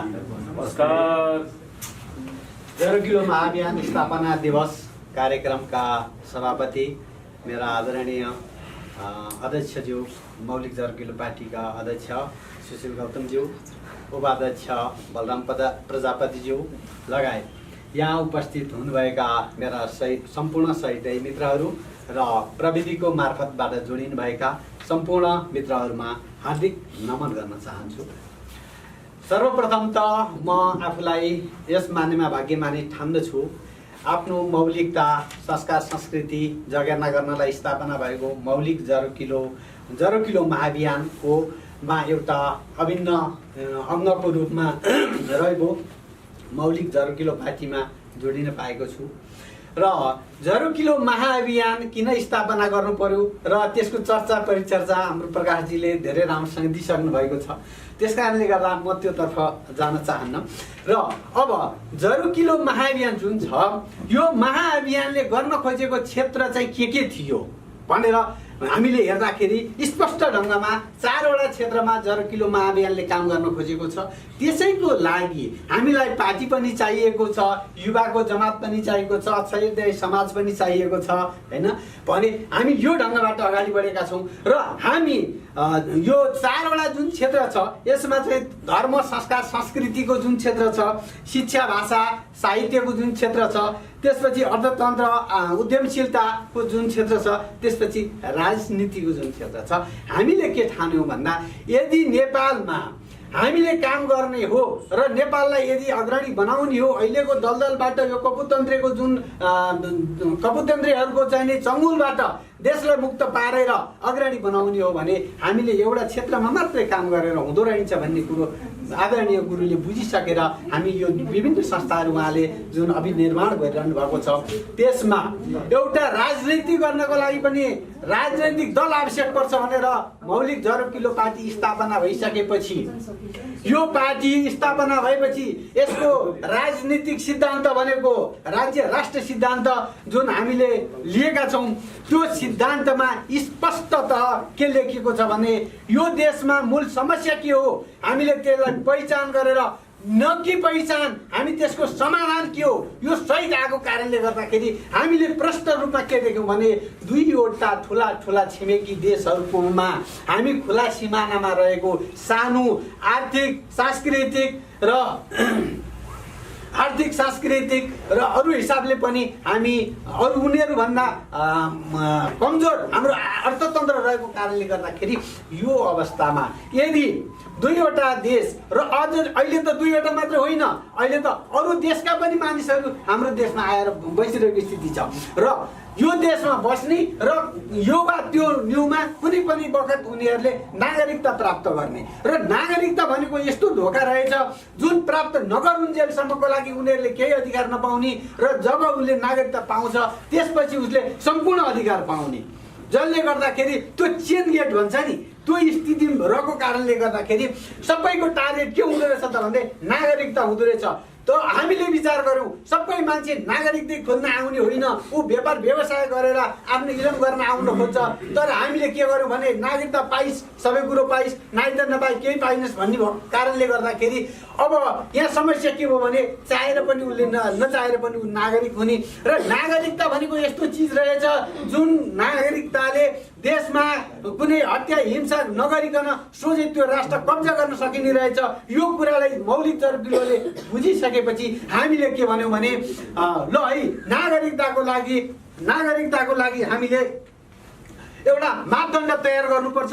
त्यो मापदण्ड भनेको के हो त भन्दाखेरि हाम्रो देशकाल परिस्थिति अनुसारको नीति बन्नुपर्छ भनेर हामीले स्थापना कालदेखि यो कुरा उठायौँ र उठाइसकेपछि मलाई हेक्का छ सिपी मैनालीले 25+ हामीलाई पनि बोलाउनु भयो र त्यो बेलामा हाम्रो धीरेन भाइले पनि नागरिकता नीति सम्बन्धमा कुरा पनि राख्नुभयो र त्यो हाम्रो श्रद्धेय अध्यक्षज्यूले पनि आफ्नो भनाइ राख्नुभयो र हामीले के भनेका थियौँ भने हामी राजनैतिक हिसाबले जम्मी नेपालमा दुईटा पार्टी छ, त्यो भने एउटा मौलिक प्रतिमान बोकेको पार्टी हो भने अर्को भनेको विदेशी प्रतिमान बोकेको पार्टी हो। तरै पनि नागरिकताको सवालमा यदि राष्ट्रियताको सवालमा कोही आउँछ भने हामी उसँग त्यो हदसम्म मात्र हामी सहकार्य गर्न तयार छौँ भनेर हामीले त्यहाँ पनि बोलेका थियौँ। त्यसपछि जब हामीलाई लाग्यो यसरी नहुँदो रहेछ हामी आफै अग्रसर हुनु पर्यो भन्ने भइसकेपछि मेरा श्रद्धेय अध्यक्ष सहित हामी प्रधानमन्त्री र हामीले सभामुखलाई हाम्रो राष्ट्रिय नागरिकता नीति जो हुनुपर्छ है भनेर हामीले ज्ञापन पत्र पनि पेश गर्यौँ। तर के भन्दा हामीले हाम्रो ठाउँबाट गर्ने कुरा हामी गरिरहन्छौँ, सुन्ने नसुन्ने उनीहरूको कुरा हो, तर हामीले हाम्रो दिव्य कर्म हामी गर्छौँ।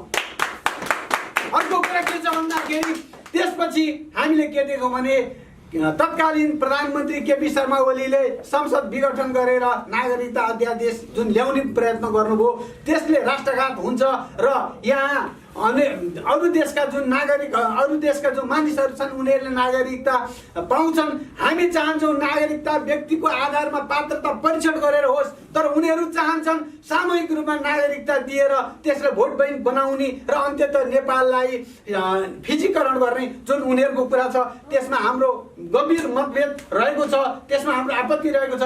त्यसपछि हामीले के गर्यौँ भन्दा यो नागरिकता अध्यादेश खारेज हुनुपर्छ भनेर मौलिक जरकिलो पार्टीले सर्वोच्च अदालतमा रिट दायर गर्यो र त्यो रिट दायर गर्दा मलाई सगर्व खुसी के लाग्छ भने म त्यसको एउटा कारणीय भएर अगाडि बढ्ने मैले मौका पाएँ र यो नेपालमा तत्कालीन अवस्थामा हामी 152 मा दर्ता भएको राजनैतिक पार्टीमा कुनै पनि पार्टीले यस्तो राष्ट्रियताको इस्युमा अगाडि बढेन, जबकि मौलिक जरुकिलो पार्टी त्यसमा अगाडि बढेर पार्टीगत संस्थागत रूपमा हामीले अगाडि बढेका छौँ। हालाकि त्यसको मुद्दाको चाहिँ कारबाही भइरहेको छ, त्यो अलग पाटो छ। तर हामीले भन्न खोजेको कुरा के हो भने हामी राष्ट्रियताको सवालमा अत्यन्तै संवेदनशील छौँ र हामीले खोजेको कुरा के भन्दा हामी नागरिकताको सवालमा पात्रता परीक्षण गरेर मात्रै त्यो नागरिकता वितरण गर्नुपर्छ भन्ने हामीले राज्य राष्ट्रमा ती कुराहरू उल्लेख गरेका छौँ। त्यसै गरेर हामीले व्यक्तिको जीवज्यान सुरक्षा हुनुपर्छ भन्ने सवालमा जयसिंह धामीको जुन हत्या भयो, ट्विन काटिएर जुन हत्या भयो, त्यो हत्याको सम्बन्धमा हामीले न कि ज्ञापन पत्र मात्रै पेश गरेनौँ, प्रधानमन्त्रीलाई हस्ताक्षर सङ्कलन गरेर हाम्रा साथीहरूले जुन हस्ताक्षर बनाउँथ्यो त्यो सङ्कलन गऱ्यौँ र तत्कालीन कानुन मन्त्री दिलेन्द्र प्रसाद बडुलाई पनि हामीले यो कुराको जानकारी गरेर ज्ञापन पत्र दियौँ। एउटा भर्खर निस्किएको राजनैतिक पार्टीले गर्न सक्ने कुरामा कति गर्नुपर्छ त्यो कुरा हामीले गरेका छौँ र यो कुरा हाम्रो संस्कार संस्कृति धर्मका कुरामा हामीले सोच्यौँ। आजभन्दा 1 वर्ष अगाडि हामीले के गर्यौँ भन्दाखेरि हाम्रो यमरी, हाम्रो लाखेनाच, हाम्रो ढिकिनी, हाम्रा चाहिँ नि थारूका चाहिँ नि ढिकिनीदेखि लिएर थकाली खाना लगायत विविध कुराहरू छ। हामी त विविध जात जाति भाषा भाषी हो नि त। हाम्रा त अभौतिक सम्पत्तिहरू, जुन अभौतिक सम्पत्ति भन्नाले के हुँदो रहेछ भने हाम्रो खानपान, रहनसहन, हाम्रो वेशभूषा, हाम्रो संस्कार, यी सबै कुरो अभौतिक सम्पत्तिमा दर्ज हुँदो रहेछ र यसलाई युनेस्को आइसिएसले मान्यता प्रदान गर्दो रहेछ र यदि हामीले त्यसलाई दर्ता गऱ्यौँ भने त्यसमा हाम्रो अधिकार हुने यस्तो व्यवस्था रहेछ। नेपाल सदस्य राष्ट्र चाहिँ भयो, तर नेपालले आजसम्म एउटा पनि विषयमा त्यसमा अधिकार लिएको रहन्छ, जबकि हामीले हेऱ्यौँ भारतले 13वटा र त्यसपछि चीनले 42वटामा अधिकार लिइसकेको अवस्थामा हामीले तत्कालीन भानुभक्त ढकाल पर्यटन मन्त्रीलाई गएर ज्ञापन पत्र बुझायौँ। हामीले के भन्यौँ भने यो देशको लागि हो, हाम्रो देशमा यति विविधता छ, त्यसको लागि हामीले जगेर्ना गरौँ र हाम्रो देशमा भएका अभौतिक सम्पत्तिलाई दर्ता गरौँ न भनेर हामीले उहाँलाई ज्ञापन पत्र बुझायौँ। हामीले ज्ञापन पत्र बुझायौँ तर उहाँले यो कुराको चासो राख्नु भएन। त्यसपछि पुनः हामीले अस्ति 15 गते 2078 साल माघ 15 गते हामीले उहाँलाई फेरि प्रेम हाले। अहिलेको जल्दो बल्दो मन्त्री संस्कार संस्कृतिको पाटोमा काम गरिरहेको देखियो। हामीलाई के लाग्यो भने यदि देशको लागि उहाँले गर्न खोजेकै हो भने दिउँ न त उहाँलाई पनि भनेर हामीले त्यो ज्ञापन पत्र फेरि पनि हामीले उहाँलाई बुझायौँ र त्यसमा हामीले के गर्यौँ भन्दाखेरि उहाँलाई भन्यौँ स्पष्ट, तपाईँले गर्नुभएको कामबाट हामी पनि खुसी छौँ, हामीलाई पनि आश लागेको छ। यदि तपाईँ देशकै लागि केही गर्न चाहनुहुन्छ भने यो अवसर छ है, त्यस कारणले गर्दा हामी तपाईँलाई अवसर दिन आएका हौँ भनेर हामीले उहाँलाई भन्यौँ र अब काम के गर्नुहुन्छ त्यो चाहिँ हेर्न बाँकी नै छ भने मैले यसमा जोड्न खोजेको कुरा के भने हामी मौलिकता भनेर कुरा मात्र गर्ने होइन, हामी काम गर्न अगाडि सरेका छौँ र हामीले हाम्रो क्षेत्रबाट गर्न सक्ने पहल कदमी हामी गरिरहन्छौँ। र अन्त्यमा म के भन्न चाहन्छु भने तमाम मेरा आदरणीय दाजुभाइ तथा दिदीबहिनीहरू, आखिर पहिला हामी त नेपाली हौँ न, मौलिकताधारी हौँ नि। यहाँ त के देखिन्छ भने मौलिकता मान्दै पनि कपुतन्त्रको घटक भइदिएको कारणले गर्दा त्यो मौलिकता त्यसै गरी सत्यानाश हुन लागेको अवस्था छ भने यदि मौलिकता जोगाउने हो भने तपाईँ राजनीति नेपालमै गर्ने हो, तपाईँ राजनीति गर्नुहोस्, हामी तपाईँले ठाउँ दिन्छौँ। तर तपाईँ के भन्दाखेरि त्यो कपुतन्त्रको चाहिँ नि आयातित चाहिँ सिद्धान्तबाट होइन, मौलिक प्रतिमानमा रहेर राजनीति गर्नुहोस् र यो देशलाई बनाऊ भन्न चाहन्छु। र अर्को कुरो म के गर्न चाहन्छु भने हामी जति पनि भाषाभाषीहरू छौँ, उहाँहरूको जुन अभौतिक सम्पत्तिहरू छ यसमा हामीले भर्खर सुरुवाती चरण गरेका छौँ। तपाईँहरूले हामीलाई जानकारी दिनुहोस्, हाम्रो यो जातको यो भाषा छ, यो खानपान छ, हाम्रो यो वेशभूषा छ, यसलाई दर्ज गराउनु पर्यो भनेर भन्नुहोस्। हामी त्यसमा पहल गर्छौँ। हामी त समग्र यो सम्पूर्ण जात जाति भाषा भाषीकै प्रगति उन्नति चाहने र आफ्नो मौलिक प्रतिमानलाई कायम राख्नको लागि अगाडि बढेको पार्टी भएको कारणले गर्दा म यहाँहरूसँग यसमा आह्वान गर्दै मेरो 2 शब्द यही अन्त्य गर्न चाहन्छु। हस्त नमस्कार। नमस्कार। नमो सभाप्य सभापतिभ्यश्च। आजको स्थापना दिवस जरुकिलो महाअभियानको स्थापना दिवसका अध्यक्ष सभापति महोदय, मौलिक जरुकिलो पार्टीका केन्द्रीय अध्यक्ष उपाध्यक्ष बलराम प्रजापतिज्यू प्रति हार्दिक कृतज्ञता व्यक्त गर्न चाहन्छु।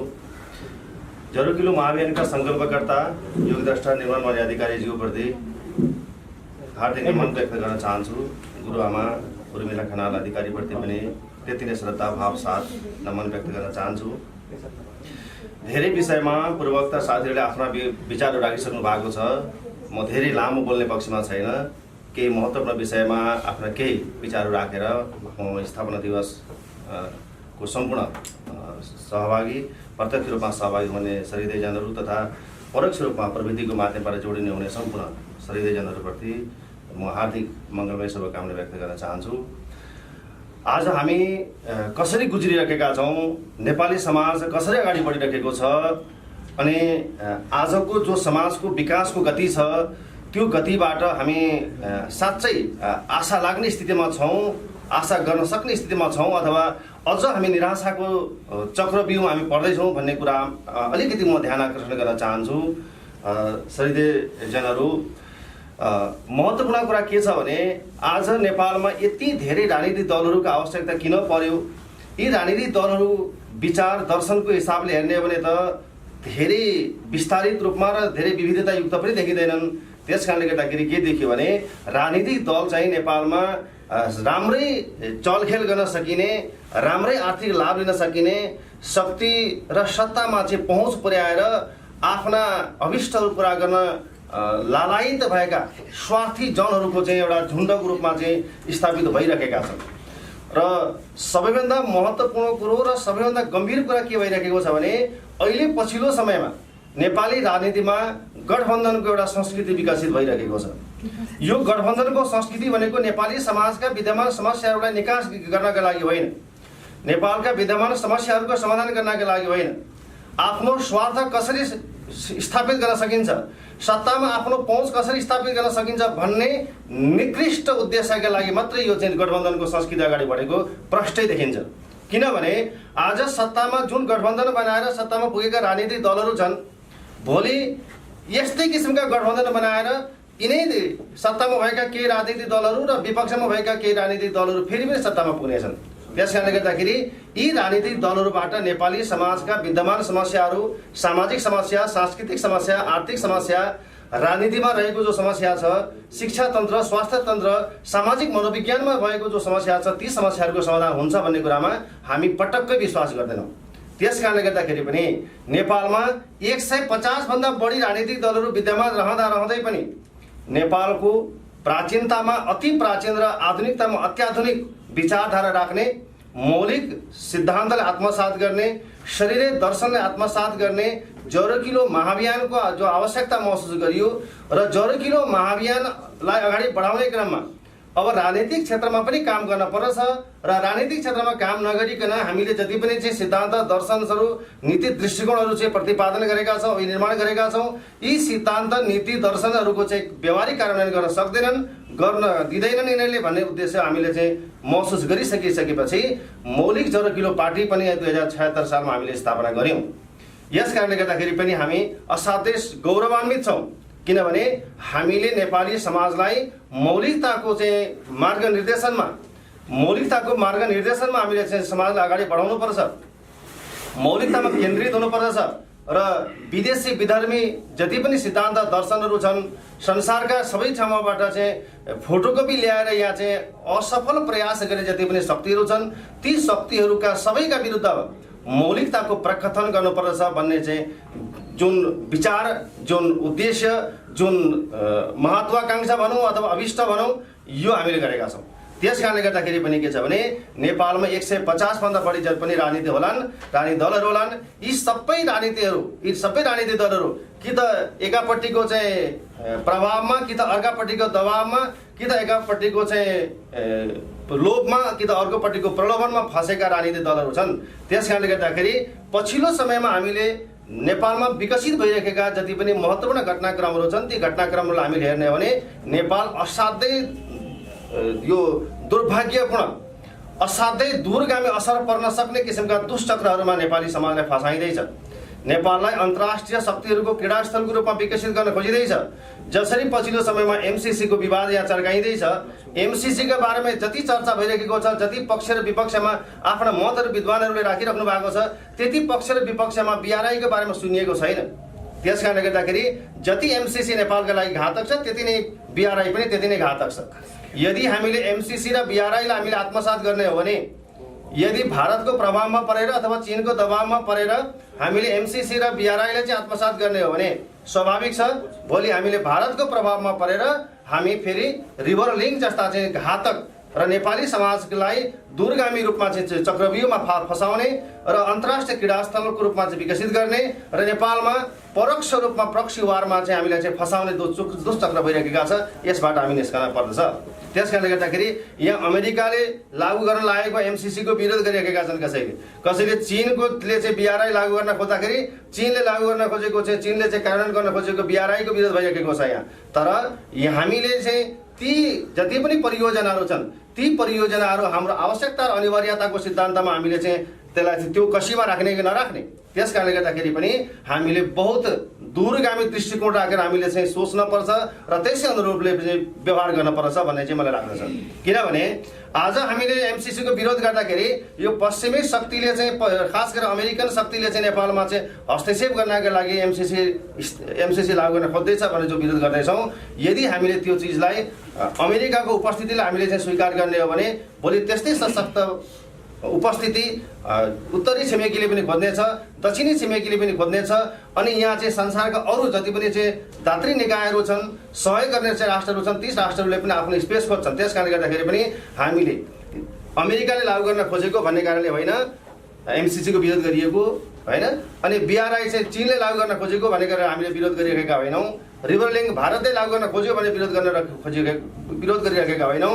हामीले विभिन्न प्लेटफर्महरूबाट विभिन्न मञ्चहरूबाट हामीले चाहिँ सार्वजनिक गरिसकेका छौँ हाम्रा विचारहरू। त्यस कारणले गर्दाखेरि नेपालको जरो र नेपालको किलो कसरी बलियो बनाउन सकिन्छ, नेपालको राष्ट्रद्वयलाई कसरी चाहिँ जलवान गर्न सकिन्छ, त्यस कारणले गर्दाखेरि हामीले नेपालको जरो र नेपालको किलो, नेपालको केन्द्रीयता र नेपालको मौलिकतालाई प्रवर्धन गर्ने जति पनि कुराहरू छन् ती कुराहरूलाई चाहिँ हामीले प्रवर्धन गर्न पर्दछ।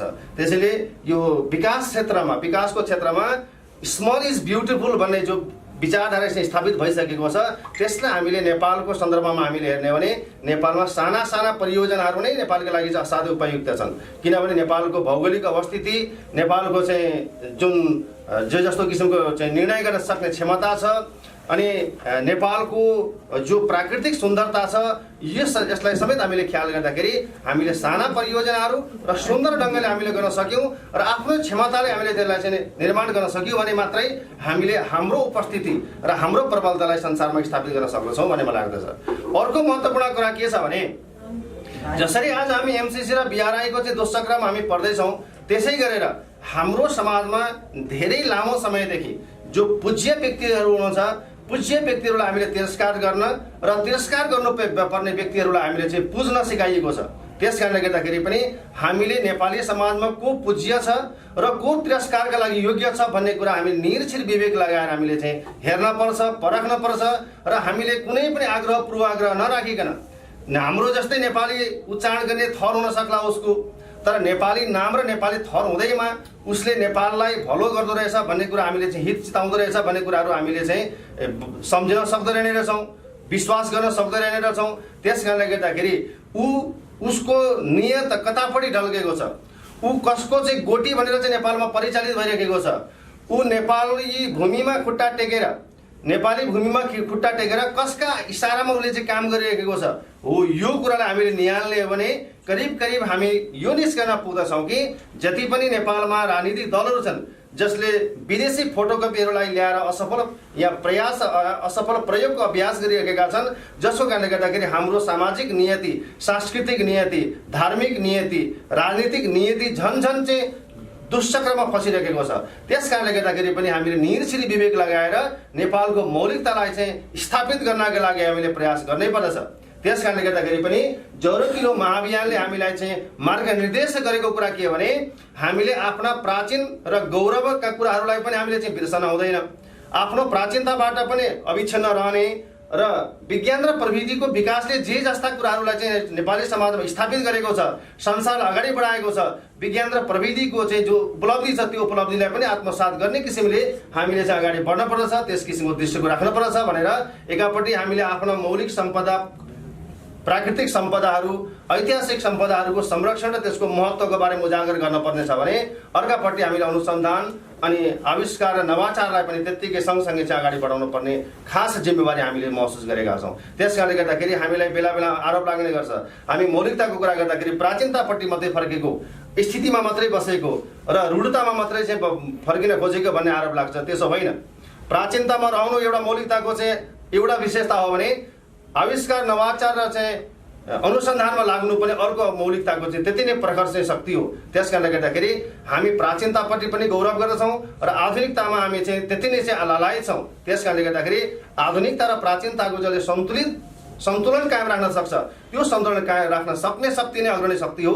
त्यस कारणले गर्दाखेरि मौलिक जरकिलो पार्टी मात्रै त्यस्तो शक्ति हो जसले आजसम्म नेपालको मौलिकतालाई, नेपालको प्राचीनतालाई पनि उत्तिकै शिरोधार्य गरेको छ, उत्तिकै महत्त्वका साथ ग्रहण गरेको छ र विज्ञान र प्रविधिले जे जति चाहिँ उपलब्धिहरू हासिल गरेका छन् ती विज्ञान र प्रविधिका उपलब्धिहरू पनि नेपाली समाज र नेपाली जनले त्यसको चाहिँ आत्मा अनुभूति गर्न सक्नुपर्छ भन्ने हामीले मान्दछौँ। त्यस कारणले गर्दाखेरि पनि आजसम्म नेपाली राजनीति, नेपालका राजनीतिक नेतृत्वले अहिलेसम्म हामीलाई तिरस्कार गर्न सिकाएको त्यस किसिमको भाष्य बनाएर नेपाली समाजले जो भ्रम चिर्न खोजिरहेको छ, भ्रम फैलाइरहेको छ, त्यसलाई चिर्न अनिवार्य छ। त्यस कारणले गर्दाखेरि पनि हामीले 2000 पृथ्वी जयन्ती, पृथ्वीनारायण शाह, नेपाल राष्ट्रको निर्माता पृथ्वीनारायण शाहको 300औं जन्म जयन्तीको अवसरमा हामीले चाहिँ पहिलो हिमत्व खण्डको चाहिँ पुनर्जागरण दिवस भनेर हामीले मनायौँ। त्यसमा हामीले देशव्यापी रूपमा चाहिँ हिमत्व खण्ड पुनर्जागरण मनायौँ, पृथ्वी जयन्ती मनायौँ र पृथ्वीनारायण शाहको योगदानलाई हामीले चाहिँ नेपाली राजनीतिक सिमानामा मात्रै सीमित नराखेर पृथ्वीनारायण शाहको योगदानलाई विश्वभरि नै हामीले चाहिँ स्थापित गर्नुपर्दछ भनेर चाहिँ हामीले चाहिँ जुन प्रक्रिया हामीले अगाडि नै सुरु गरिसकेका थियौँ। हामीले मौलिक जरकिलो पार्टीको आयोजनामा देशका विभिन्न कुना कन्दरामा, विभिन्न सहरहरूमा, सदरमुकामहरूमा, प्रादेशिक राजधानीहरूमा हाम्रा प्रदेश समितिहरूले, जिल्ला समितिहरूले, नगर समितिहरूले पृथ्वीनारायण शाहको तस्बिर नेपाली मुद्रामा राख्नुपर्दछ भनेर गरिएको जनमत सङ्ग्रहमा 98% भन्दा बढी जनताले चाहिँ पृथ्वीनारायण शाहको तस्बिर चाहिँ नेपाली मुद्रामा राख्नुपर्छ भन्ने हामीले अभिमत दिए भने 1% भन्दा अलिकति मात्रै बढीले चाहिँ त्यस विषयमा चाहिँ विमति राखेको हामीले पायौँ। त्यस कारणले गर्दाखेरि नेपाली समाजले पृथ्वीनारायण शाहलाई सम्मान गर्न चाहेको छ।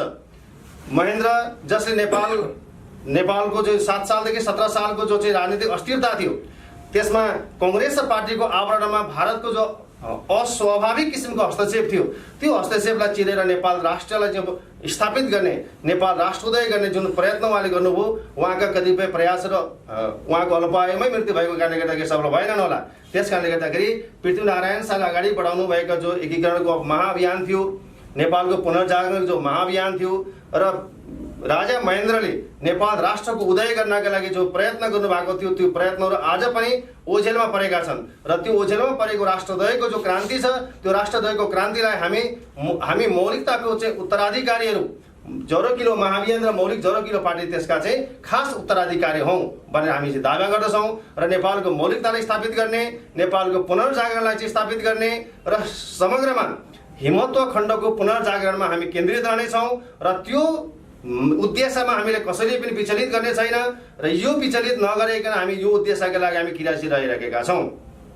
त्यस कारणले गर्दाखेरि पनि हामी नेपालको पुनर्जागरण र हिमत्व खण्डको पुनर्जागरणलाई हाम्रो चाहिँ जुन सङ्कल्प मानेका छौँ, त्यसलाई हामीले लक्ष्य मानेका छौँ, त्यसलाई आदर्श मानेका छौँ, यो त्यसका साथ हामी अगाडि बढिरहेका छौँ। त्यस कारणले गर्दाखेरि आज स्थापनाको 6औं वर्ष हामी मनाउँदै गर्दाखेरि 6औं वर्षमा हामी आइसक्दाखेरि आज हामीलाई जे जस्तो किसिमको चाहिँ सकारात्मक नकारात्मक हामीले चाहिँ प्रतिक्रिया पाइरहेका छौँ, जे जस्तो किसिमको चाहिँ हामीले चाहिँ ऊर्जा महसुस गरिरहेका छौँ, यो अविस्मरणीय छ, यो असाध्यै तेजस्वी छ र यसको प्रभाव आज हामीले चाहिँ सानो दायरामा रहेर हामीले आजसम्म 1 रुपियाँ पनि आफ्नो सदस्य अभियान र पार्टीका सदस्य र अभियन्तादेखि बाहेक 1 रुपियाँ पनि चन्दा कसैसँग नलिकन पनि आज हामीले अभियानलाई 6 वर्षसम्म अगाडि बढाइरहेका छौँ र मौलिक जरकिलो पार्टीलाई हामीले 3 वर्षभन्दा अगाडि बढाइरहेका छौँ। त्यस कारणले गर्दाखेरि पनि हामीले आँट्यौँ भने हाम्रा हरेक सपनाहरू सम्भव पार्न सक्ने रहेछौँ। आफ्ना लक्ष्यहरूलाई हामीले चाहिँ समयमा हासिल गर्न सक्ने रहेछौँ भन्ने जो आशा र आत्मविश्वास हामीमा पलाएको छ। गुरुको आशीर्वाद छ एकापट्टि, अर्कापट्टि हामीलाई चाहिँ विभिन्न आदर्श पुरुषहरूले चाहिँ हामीलाई चाहिँ प्रेरणा दिइराख्नु भएको छ। उहाँहरूको चाहिँ समग्र योगदानलाई हामीले चाहिँ आत्मसात गर्छौँ र नेपाली समाजमा जो विविधता छ त्यो विविधतालाई हामीले अवसर र सम्भावनाको रूपमा लिएका छौँ। यसलाई चाहिँ चुनौती र चाहिँ झमेलाको रूपमा चाहिँ हामीले मानेकै छैनौँ। त्यस कारणले गर्दाखेरि पनि नेपालको पुनर्जागरणको लक्ष्य लिएर अगाडि बढेका जरोकिलो महाअभियानका अग्रणी अभियन्ताहरू र मौलिक जरोकिलो पार्टीका चाहिँ होनहार कार्यकर्ताहरू कहिले पनि थाक्ने छैनन् र आफ्नो लक्ष्य हासिल गर्नका लागि दिन रात नभनिकन चाहिँ जुझारु भएर चाहिँ लाग्नुहुनेछ र सबैको सत् प्रयासबाट, सबैको सामूहिक कर्तृत्वबाट हामीले राखेका उद्देश्यहरू हामी प्राप्त गर्न सक्छौँ भन्ने दृढ विश्वास व्यक्त गर्दै म यो आजको विशेष अवसरमा फेरि एकपटक यहाँ मञ्चमा सहभागी हुने, प्रत्यक्ष रूपमा सहभागी हुने सम्पूर्ण शहीदजनहरूप्रति र परोक्ष रूपमा प्रविधिको माध्यमबाट हामीलाई निहालिराख्नुभएका सम्पूर्ण शहीदजनहरूप्रति स्थापना दिवस जरोकिलो महाअभियानको 6औं स्थापना दिवसको हार्दिक मङ्गलमय शुभकामना व्यक्त गर्दै आज यस मञ्चबाट म बिदा हुन चाहन्छु। अवसर दिनुभयो धेरै धेरै धन्यवाद। आज वसन्त पञ्चमी, माघ शुक्ल पञ्चमी, श्री पञ्चमी, नेपाल जुन विविध समुदायले युक्त छ, विविध समुदायहरूको पनि यो महत्त्वपूर्ण दिन छ। दिनको महत्त्वको विषयमा अग्रज वक्ता, पूर्व वक्ता साथीले यस विषयमा चर्चा गरिहाल्नुभयो नै कि हिन्दू, बौद्ध, किराँत, बोन सबै जस्तो हाम्रो जुन मौलिक पद्धतिहरूमा एकदमै धेरै महत्त्वका साथ लिइने यस दिन जरोकिलो महाअभियानको स्थापना दिवस पनि हो।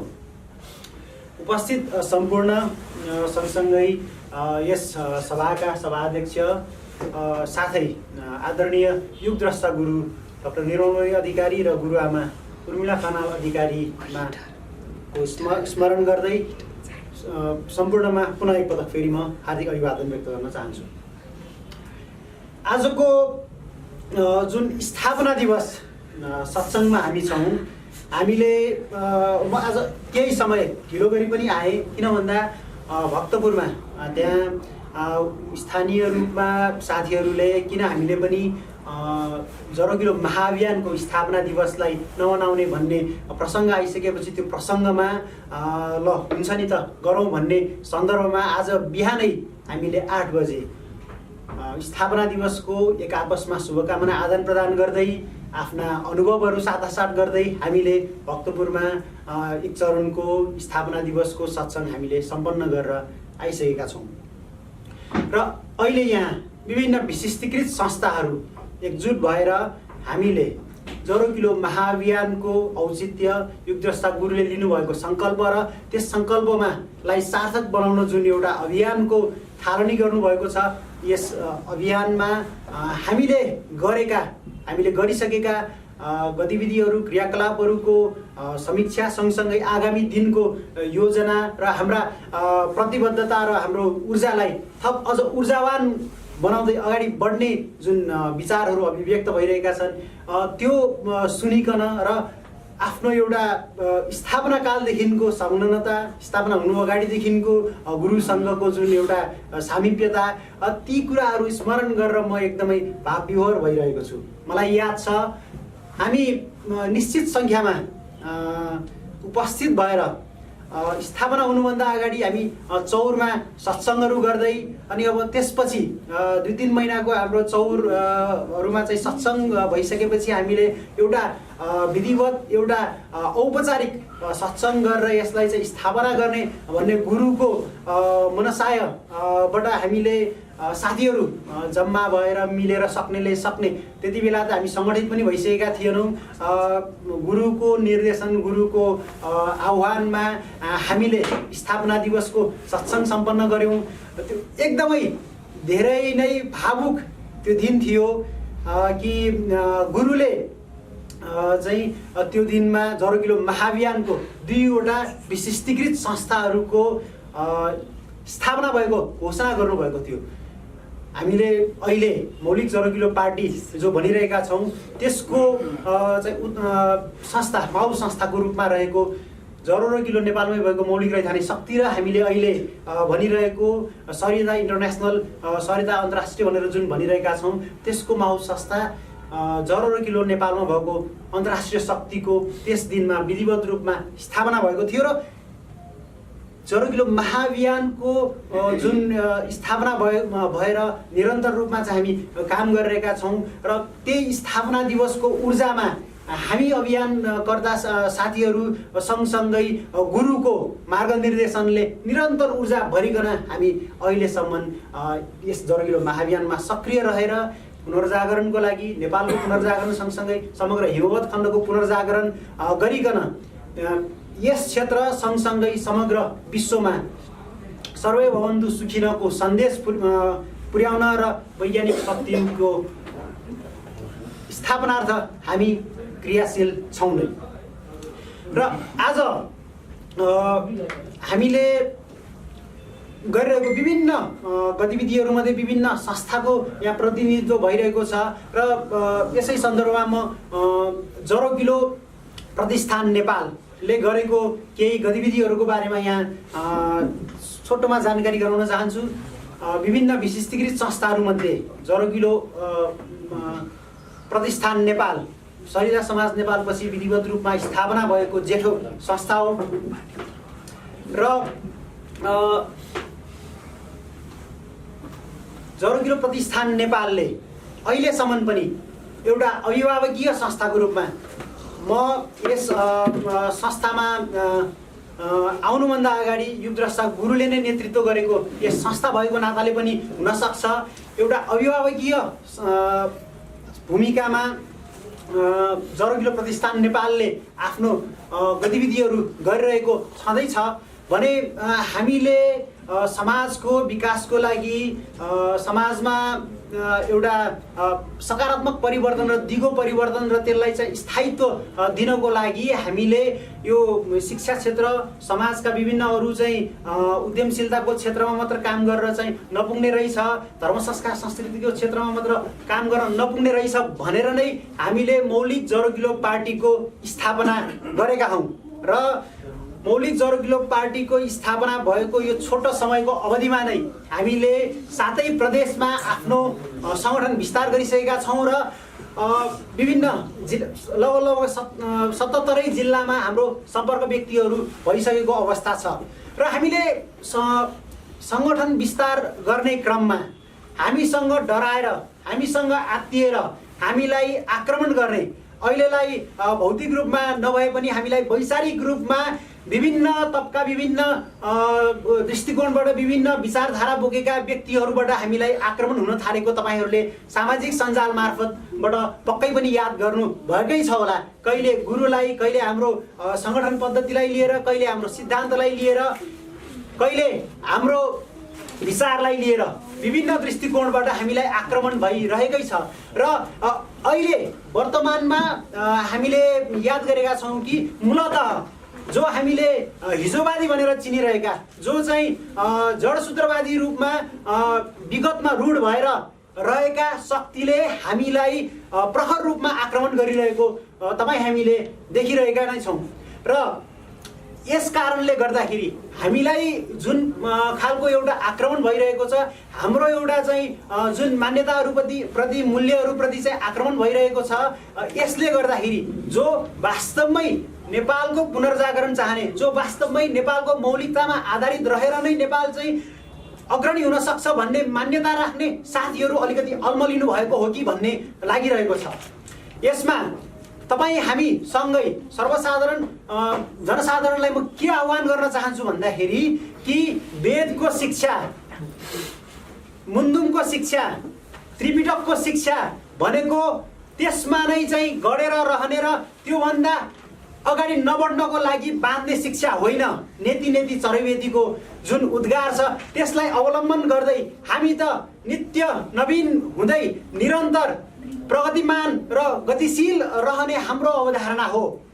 आदरणीय युगद्रष्टा गुरु डाक्टर ऋणमणि अधिकारी गुरुले सरिता दर्शन, राज्य राष्ट्र सिद्धान्त, आदर्श संहिता अर्थतन्त्र सँगसँगै स्थितिगत्यात्मक प्रगतिवादको जुन अवधारणा ल्याउनु भएको छ, यसबाट पनि के प्रश्न हुन्छ भन्दाखेरिमा कि हामीले जो हाम्रो मौलिकताका कुरा भनेर लिएका छौँ, त्यो मौलिकतामा हामी भासिने वा त्यसैमा चाहिँ अडिएर त्यो स्थितिमा हामी जड रहने भन्ने हुँदै होइन।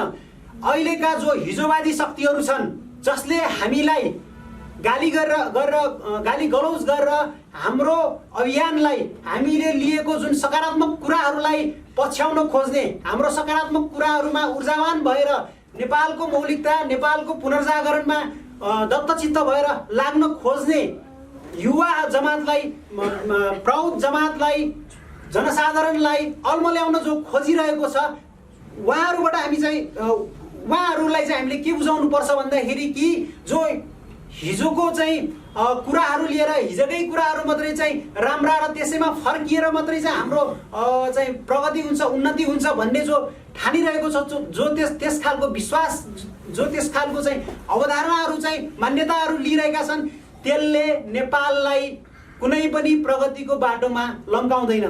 मौलिकता भनेको हाम्रो यहाँको आफ्नो पन छ, आफ्नो जुन चाहिँ यहाँको ज्ञान परम्परा छ, त्यसमा भएको निहित कुराहरूलाई पनि हामीले अनुसन्धान र अनुष्ठान अवलम्बन गर्दै जाने हो।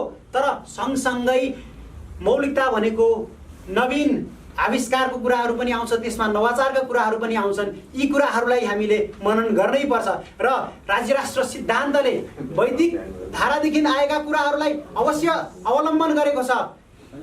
राज्य शरीयता दर्शनले वैदिक धाराका कुराहरूलाई अवश्य अवलम्बन गरेको छ। शरीयता अर्थतन्त्र, स्थितिगत्यात्मक प्रगतिवाद वा आधारशिला चतुष्टयकै किन कुरा नहोस्, तिनीहरू सबैले हाम्रो मौलिकतामा रहेको कुरालाई अवलम्बन गरेकै छ। त्यसैमा आधारित भएर नै ती अवधारणाहरू आएकै हुन्। तर ती मौलिकतामा रहेका कुराहरू सँगसँगै वर्तमान समय सापेक्ष कुराहरू, वर्तमानमा भएको जुन नवीन स्थिति छ, त्यो नवीनतालाई कसरी सम्बोधन गर्ने, नवीन स्थितिमा आएका नवीन समस्याहरूलाई कसरी सम्बोधन गर्ने भन्ने कुराहरूको पनि अनुसन्धान र व्याख्या गर्दै त्यसलाई समाधान गर्नको लागि नै युगद्रष्टा गुरुले युग सापेक्ष सिद्धान्त, अवधारणा, दर्शनहरू, मान्यताहरू ल्याउनु भएको हो। र ती दर्शन र मान्यताहरू, ती अवधारणाहरूमा आधारित भएर हामी अगाडि बढिराख्दाखेरि हामी ती हिजोवादी भन्दा फरक त पक्कै पनि भयौँ नै। सँगसँगै हाम्रो मौलिकतालाई चिसिर दूर गर्ने, हाम्रो मौलिकता भनिसकेपछि त्यसलाई जडता मान्ने, त्यसलाई रूढिवाद भनेर जुन चाहिँ हेरेको दृष्टिकोणले चाहिँ हेर्ने जुन शक्तिहरू, कपुतन्त्रीहरू थिए, तिनीहरूलाई पनि एउटा जवाफ के छ भन्दाखेरि कि हामी हाम्रो मौलिकतामा रहेर, हाम्रो मौलिकतामा आधारित रहेर पनि हामी विश्वको अग्रणी हुन सक्छौँ। किन भन्दाखेरि हामीले बोकेको सिद्धान्त भनेको, हामीले बोकेको अवधारणा, हामीले बोकेको ज्ञान परम्परा भनेको एकजना दुईजना मात्रै होइन, हजारौँ हजार ऋषिमुनिहरूको ज्ञानको उत्तराधिकारी हामी हौँ। टोन्पाहरूको, तीर्थङ्करहरूको, मुइगुम अङ्सिमाङहरूको त्यो जुन ज्ञान धारा छ, त्यो ज्ञान धाराको उत्तराधिकारीको रूपमा आदरणीय युगद्रष्टा गुरु त्यो ऋषि सत्ताको प्रतीकको रूपमा हुनुहुन्छ। त्यसैले हामीले उहाँलाई ऋषिको रूपमा मानेका हौँ र युगद्रष्टाको रूपमा मानेका हौँ। अघि नै पनि साथीहरूले भन्नुभयो, ती हिजोवादी शक्तिहरू सँगसँगै कपुतन्त्री अरू पनि घटकहरूले हामीलाई व्यक्ति पूजा गरे भनेर जुन आरोप लगाउँछन्, उनीहरूलाई म चुनौती दिन चाहन्छु कि हामी जो ऋषि सत्ताका उत्तराधिकारी हौँ, हामीले ऋषिलाई मानेका हौँ, सक्छौँ भने शास्त्रार्थका लागि आउनु, हाम्रो ऋषिसँग, हाम्रो युगद्रष्टा गुरुसँग शास्त्रार्थ गरेर हामीले लिएको बाटो, हामीले लिएको मार्गमा त्यहाँ केही गलत कुराहरू छन् भने ती गलत कुराहरूलाई प्रमाणित गर्नको लागि खुला चुनौती गर्न चाहन्छु। आउनुहोस्, शास्त्रार्थको हाम्रो जुन मौलिक पद्धति छ, त्यो मौलिक पद्धतिमा आएर तपाईँहरूले पराजित गर्नुहोस् र त्यसमा तपाईँले गुरुलाई पराजित गर्नुभयो। गुरुले मार्ग निर्देशित गर्नुभएको सिद्धान्तभन्दा अझ अब्बल सिद्धान्त तपाईँहरूसँग छ भने आउनुहोस्, देखाउनुहोस्। हामी त्यसलाई पनि आत्मसात गर्न तत्पर छौँ नै। तर युग सापेक्ष, युगीन र हाम्रो मौलिकतामा आधारित रहेर स्थितिगत्यात्मक प्रगतिवादी सोच र चिन्तन तपाईँहरूले ल्याउनु पर्यो। एउटा अन्धभक्त र भएर अनि सँगसँगै विदेशको एउटा चाहिँ प्यादा विदेशबाट चाहिँ विदेशीको अरौदे भरौटेर त्यहाँबाट पालित पोषित भएर त्यसको चाहिँ एउटा प्यादाको रूपमा मात्र चाहिँ आएर चाहिँ पक्कै पनि हुँदैन। यही कारणले गर्दाखेरि हामी अग्रणी छौँ र यो अग्रणी हुनुको भावले पक्कै पनि यहाँ भर्खरै जो अग्रज साथीहरूले बोल्नुभयो, आफ्नो विचार व्यक्त गर्नुभयो, त्यो विजयी भाव म देखिरहेको छु। पक्कै पनि हामी अवश्यमेव विजयको पथमा छौँ र त्यो विजय अवश्यम भावी विजयको पथको जुन यात्राको प्रारम्भ भएको छ, यो यात्राको प्रारम्भ भएको यो विधिवत रूपमा स्थापना भएको दिन भएको कारणले गर्दाखेरि आज हामी यहाँ उपस्थित भएर एक आपसमा शुभकामना साटासाट गरिरहेका छौँ र आजको यस दिनमा, आजको यस पावन दिनमा हाम्रो मौलिकतालाई पुनर्जागरण गरिकन मौलिक सङ्गठनलाई मूल प्रवाहीकरण गर्ने जुन एउटा अवसर आजको यो दिनले प्रदान गरेको छ, यस दिनमा सम्पूर्णमा पुनः एकपटक शुभकामना व्यक्त गर्दै आफ्नो 2 शब्द यही टुङ्ग्याउन चाहन्छु। धेरै धेरै धन्यवाद। जसले नेपाल एउटा समृद्धि हुनको लागि आयातित विदेशी सिद्धान्तमा आधारित कुरालाई मात्र अवलम्बन गर्दाखेरि नेपाल समृद्ध हुन्छ भन्ने कुरालाई आज चिर्दै वास्तवमा नेपाललाई समृद्ध उन्मुख बनाउनको लागि त नेपालकै प्राचीनता आधुनिकतामा आधुनिक कुराहरूलाई अवलम्बन गर्दै अगाडि बढ्दा नै नेपाल समृद्ध हुन्छ भन्ने कुरा त धेरै धेरै अगाडिका वक्ताहरूले बोलिसक्नु भएको कुराहरू यहाँले सुनिसक्नु भएको छ। वास्तवमा 2007 साल सम्ममा 2007 सालको क्रान्ति अत्यन्तै आवश्यकता थियो। यदि त्यतिखेरको क्रान्ति सँगसँगै जो राजनीतिक पार्टी यहाँ स्थापित भयो त्यो राजनीतिक पार्टीले चाहिँ नेपालको मूल्य मान्यतामा आधारित रहेर त्यसलाई नेपाल सापेक्ष प्रतिमानमा आधारित चाहिँ पार्टी चलेको थियो भने आज मौलिक जरकिलो पार्टी स्थापना हुनुको कुनै औचित्य थिएन र रहने पनि थिएन। हो, त्यही नभएको कारणले गर्दा त्यतिखेर एउटा अवसर थियो हामीमा, तर त्यो अवसर गुम्यो। तर फेरि पनि जरो किलो महाअभियानले एउटा त्यो अवसर ल्याएको छ तपाईँ सम्पूर्णलाई। म एउटा मौलिक जरो किलो पार्टीको केन्द्रीय समिति सदस्यका नाताले पनि हामीले भन्ने गर्छौँ कि नेपालमा एउटा सपुत चाहिएको छ, सपुत चाहिएको छ। यो देशले एउटा सपुत खोजिरहेको छ भनेर भनिन्छ नि, कस्तो सपुत हो? आज 20-22 वर्ष खोज अनुसन्धान गरो यो नेपालको माटो सापेक्ष अथवा नेपालको विकृति विसङ्गति अन्याय अत्याचार पापाचार दुराचार के चार हो यसको विरुद्धमा बोल्ने खोइ त कोही पनि पार्टीहरू अहिलेसम्म आएन त। खालि आफ्नो व्यक्तिगत स्वार्थ आफ्नै कुर्सी जगाउनको लागि त्यो पदको लागि चाहिँ एउटा लडाईँ गरे, तर खोइ त जनताको अवस्था व्यवस्थामा कुनै एउटा नेता चिन्तित छ त? अवश्य छैन। हो, त्यही अवस्थालाई चिर्दै अब सम्पूर्ण नेपालीहरूले एउटा सम्मानपूर्वक बाँच्न सक्ने अधिकार सिर्जना गर्नको लागि मौलिक जरकिलो पार्टी स्थापित भएको यहाँहरू सबैलाई म जानकारी गराउन चाहन्छु। र आउनुहोस् अब सुपुत एउटा युग द्रष्टा डाक्टर निर्मलमणि अधिकारी जो एउटा कुनै एउटा प्रधानमन्त्री बन्नको लागि उहाँले यो अवसर खोजिराख्नु भएको होइन। तपाईँ हामी जस्तै एउटा जो देशलाई माया गर्छ, एउटा आफ्नो स्वार्थभन्दा माथि उठेर स्वार्थ पनि हुन्छ एउटा देशलाई समृद्ध बनाउने होइन, त्यो जसले एउटा निस्वार्थ भावनाले देशको माया गर्छ त्यस्तो व्यक्तिहरूलाई आफ्नो कुनै स्वार्थविहीन उहाँले शिक्षित प्रशिक्षित दीक्षित बनाएर यो देशको चाहिँ सत्ता त्यो सुयोग्य व्यक्तिलाई त्यो सत्तामा पुर्याउनको लागि उहाँले यो काम गरिराख्नु भएको छ। सबैलाई त्यो एउटा युवा हामीले पाइसकेका छौँ। उहाँको मार्ग निर्देशनमा चल्नु नै आजको आवश्यकता छ। सनै तपाईँ अहिले जुनसुकै पार्टीमा भए तापनि भोलिको दिनमा यो पार्टीमा नआए सुख छैन, यो अभियानमा नआए सुख छैन। तपाईँ सम्पूर्णको साझा घर हो भन्ने यहाँहरूलाई आह्वान गर्दै र अनुरोध गर्दै अब हामी कार्यक्रमको उत्तरार्धमा आइपुगेका छौँ, जसले हामीलाई प्रविधिको माध्यमबाट देश विदेशबाट हेरिराख्नु भएको छ। तपाईँ सम्पूर्णलाई धन्यवाद। फेरि पनि हाम्रो अगाडिका कार्यक्रम विभिन्न विशिष्टकृत संस्थाहरू छन् देश र विदेशमा आज दिनभरि र समय अनुसार सापेक्ष उहाँको अब स्थानीय समयअनुसार यो 2-4 दिन अझै यो कार्यक्रम रहन्छ र योभन्दा पछाडि पनि अर्को कार्यक्रम भएका कारणले गर्दा अब आजको यो दिव्य सभालाई सभापतित्वको आसन ग्रहण गरिरहनु भएका अध्यक्षज्यूले समापन गर्नुहुने हुनेछ र मैले कार्यक्रम चलाउने दौरानमा मबाट भुलवश कुनै उच्छृङ्खल शब्दहरू उद्धृत हुन गएको भए यहाँहरूबाट क्षमा प्रार्थी हुँदै आजको यो दिव्य सभालाई विसर्जन गरिदिनु हुनको लागि आफ्ना महत्त्वपूर्ण बाणीका साथ विसर्जन गरिदिनु हुनको लागि सभाध्यक्ष आदरणीय जुझारु युवा नेता सुशील गौतमजीलाई अबको समयमा प्रदान गर्न चाहन्छु। धन्यवाद। आज जर्किलो महाअभियानको 6औं स्थापना दिवस मनाइरहेका छौँ। एउटा नारायणगोपालको गीत छ नि, एउटा मान्छेको मायाले कति फरक पर्दछ जिन्दगीमा भने, त्यस्तै एउटा मान्छेको सङ्कल्पले कति फरक पर्दछ यो समाजमा भन्ने कुरो हामीले देखिरहेका छौँ होइन। आज जर्किलो महाअभियानको राजनीतिक क्षेत्रमा काम गर्ने विस्तृत संस्था मौलिक जर्किलो पार्टीको मात्रै कार्यक्रम हो यो। मौलिक जर्किलो पार्टीको कार्यक्रममा 101 खुङ्खार वक्ताहरू हामीले सुनिसकेका छौँ। हरेक क्षेत्रमा विविध विषयमा हामीले चर्चा गरिरहेका छौँ। हरेक क्षेत्रमा देखिएका नेपालका समस्याको समाधान छ। त्यो समाधानको सूत्र कसले दिनुभएको थियो? युगद्रष्टा गुरु डाक्टर निर्मलमणि अधिकारी। अघि हाम्रा हुनेवाला प्रधानमन्त्रीज्यू बलराम प्रजापतिज्यूले जुन ललकार्नुभयो, सक्छौ भनेदेखि शास्त्रार्थ गर्न आउनु भन्नुभयो। म त अझै एक कदम अगाडि गएर के भन्छु भने पहिला शिष्यसँग शास्त्रार्थ गर, त्यसपछि बल्ल गुरुसँग गर्न सक्छु। शिष्य पराजित भएछ भने बल्ल हेरौँला होइन, नत्र शिष्यले नै पराजित गर्यो भने के जानु पऱ्यो गुरुबाट। म चाहिँ त्यो भन्छु। अहिले नेपालको अवस्था हेर्नुहोस् त, एमसिसी बिआरआई रिभरलिङ भनेर विदेशी शक्तिहरू पूर्ण रूपमा हाबी हुने तयारीमा गरिरहेका छन्। भ्रष्टाचारमा 117औं स्थानमा छ। इज अफ डुइङ बिजनेस भन्ने 94 ठाउँमा छ। सिओ समेत बाहिरबाट आयात गरियो, कति करोडको आयात गरियो ठ्याक्कै तथ्याङ्क बिर्सेँ मैले, आयात गरियो भनेर समाचार आएको थियो।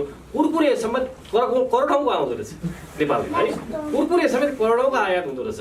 अनि नेपाली युवाहरू काम पाएन भनेर विदेश जान बाध्य होइन। कृषि प्रधान देश अरे खर्बौँको खाद्यान्न आयात हुन्छ। त्यस्तो भद्रगोल अवस्था छ। पार्टीहरूको अवस्था हेर्ने भनेदेखि नेकपा फुट्यो, केपी ओली एकातिर, प्रचण्ड अर्कोतिर, फेरि प्रचण्ड के ओलीसँग पनि मिल्न सकेन मालपा नेपाल अर्कोतिर, टुटफुट उपकुट होइन, यो भएको भइ छ। कृषिमा त्यस्तै समस्या छ। मन्दिरमा छिर्न दिएन भनेर दलितले पिटाइ खाएका छन्, मारिएका छन् कहीँ गएर। शिक्षाको अवस्था हेर्ने भने पढ्यो काम गर्न खोज्यो, काम पाउँदैन, विदेश गयो, त्यही त्यो 60 डिग्रीसम्मको टेम्परेचरमा गएर खटियो, अनि दिनमा 4वटा लासमा पोको पारेर नेपाल फर्कियो। नेपालमा श्रीमतीलाई अगाडि बढाउँला, छोराछोरीलाई पढाउँला, काठमाडौँमा एउटा राम्रो घर बनाउँला, आफ्नो सुखी जिन्दगी पालौँला गरौँला भनेर विदेश गएको युवा मरेर बाक्सामा पोको फालेर फर्किँदाखेरि कस्तो अवस्था होला? त्यो अवस्था छ नि त अहिले नेपाल होइन। चारैतिर समस्याले ग्रस्त बनाएको छ। अब समाधान के? शेरबहादुर देउवाले समाधान गरिदिएला भनेर चुप्लाएर बस्ने? जसले गर्दा समस्या आएको हो उसले समाधान ल्याइदिएला त? केपी शर्मा ओलीले समाधान दिएला त? प्रचण्ड हेरौँ माल भनेको यी त एउटै देखिन्छन्। सिद्धान्त पनि यिनीहरूको एउटै छ, जुङ्गाको साइज पनि लगभग एउटै छ।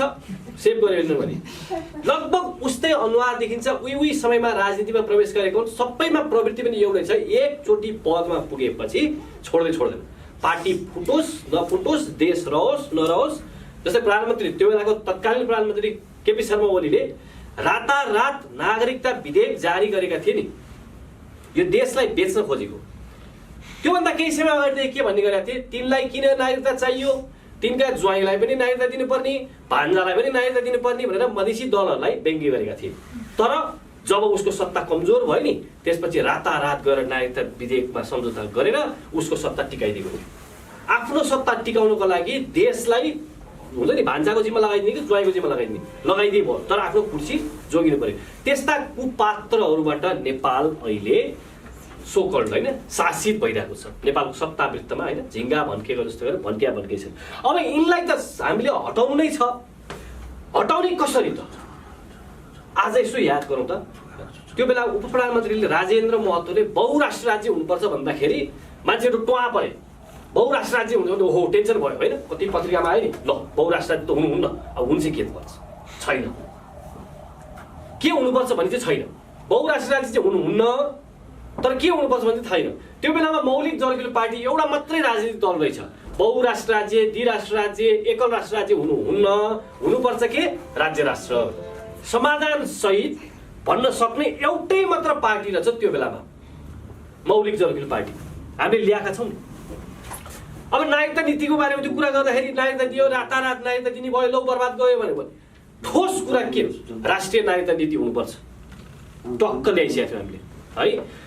बेमौसममा पानी पर्यो, त्यो चुट्नलाई रेडी गरेर राखेको त्यो सुकाएर राखेको धान पुरै पानी परेर 3 दिनसम्म पानी परेर अर्बौँको क्षति भयो, हो कि न? यो हुनेवाला छ, यो अहिले मात्रै होइन, अब फेरि पनि हुनेवाला छ होइन। अर्बौँको क्षति भयो।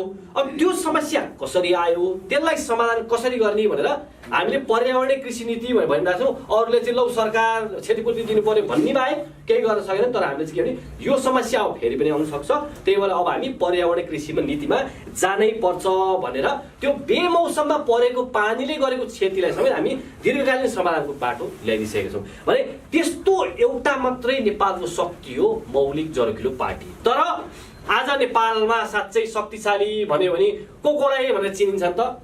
छ नि। माओवाद कहाँबाट आएको रे भन्नुहोस्? माओवाद कहाँबाट आएको? चीनबाट आएको। तर हाम्रो त माओवादी भन्ने त छ नि सत्तावृत्तमा। लेनिनवाद कहाँबाट आएको? रसियाबाट आएको। पुँजीवाद कहाँबाट आएको? प्रजातान्त्रिक समाजवाद कहाँबाट आएको? इन्डियाबाट। बहुराष्ट्र राज्य कहाँबाट आएको? सबै उताबाट ल्याइदिने। अनि नेपालको सत्तावृत्तमा हुन्छ नि त्यो एकदम कब्जा जमाएर बस्ने। नेपाललाई यदि साँच्चै नै स्वतन्त्रको अर्थ प्रष्ट रूपमा बुझौँ हामी सबैजनाले। स्व भनेको आफ्नो, तन्त्र भनेको प्रणाली अथवा सिस्टम।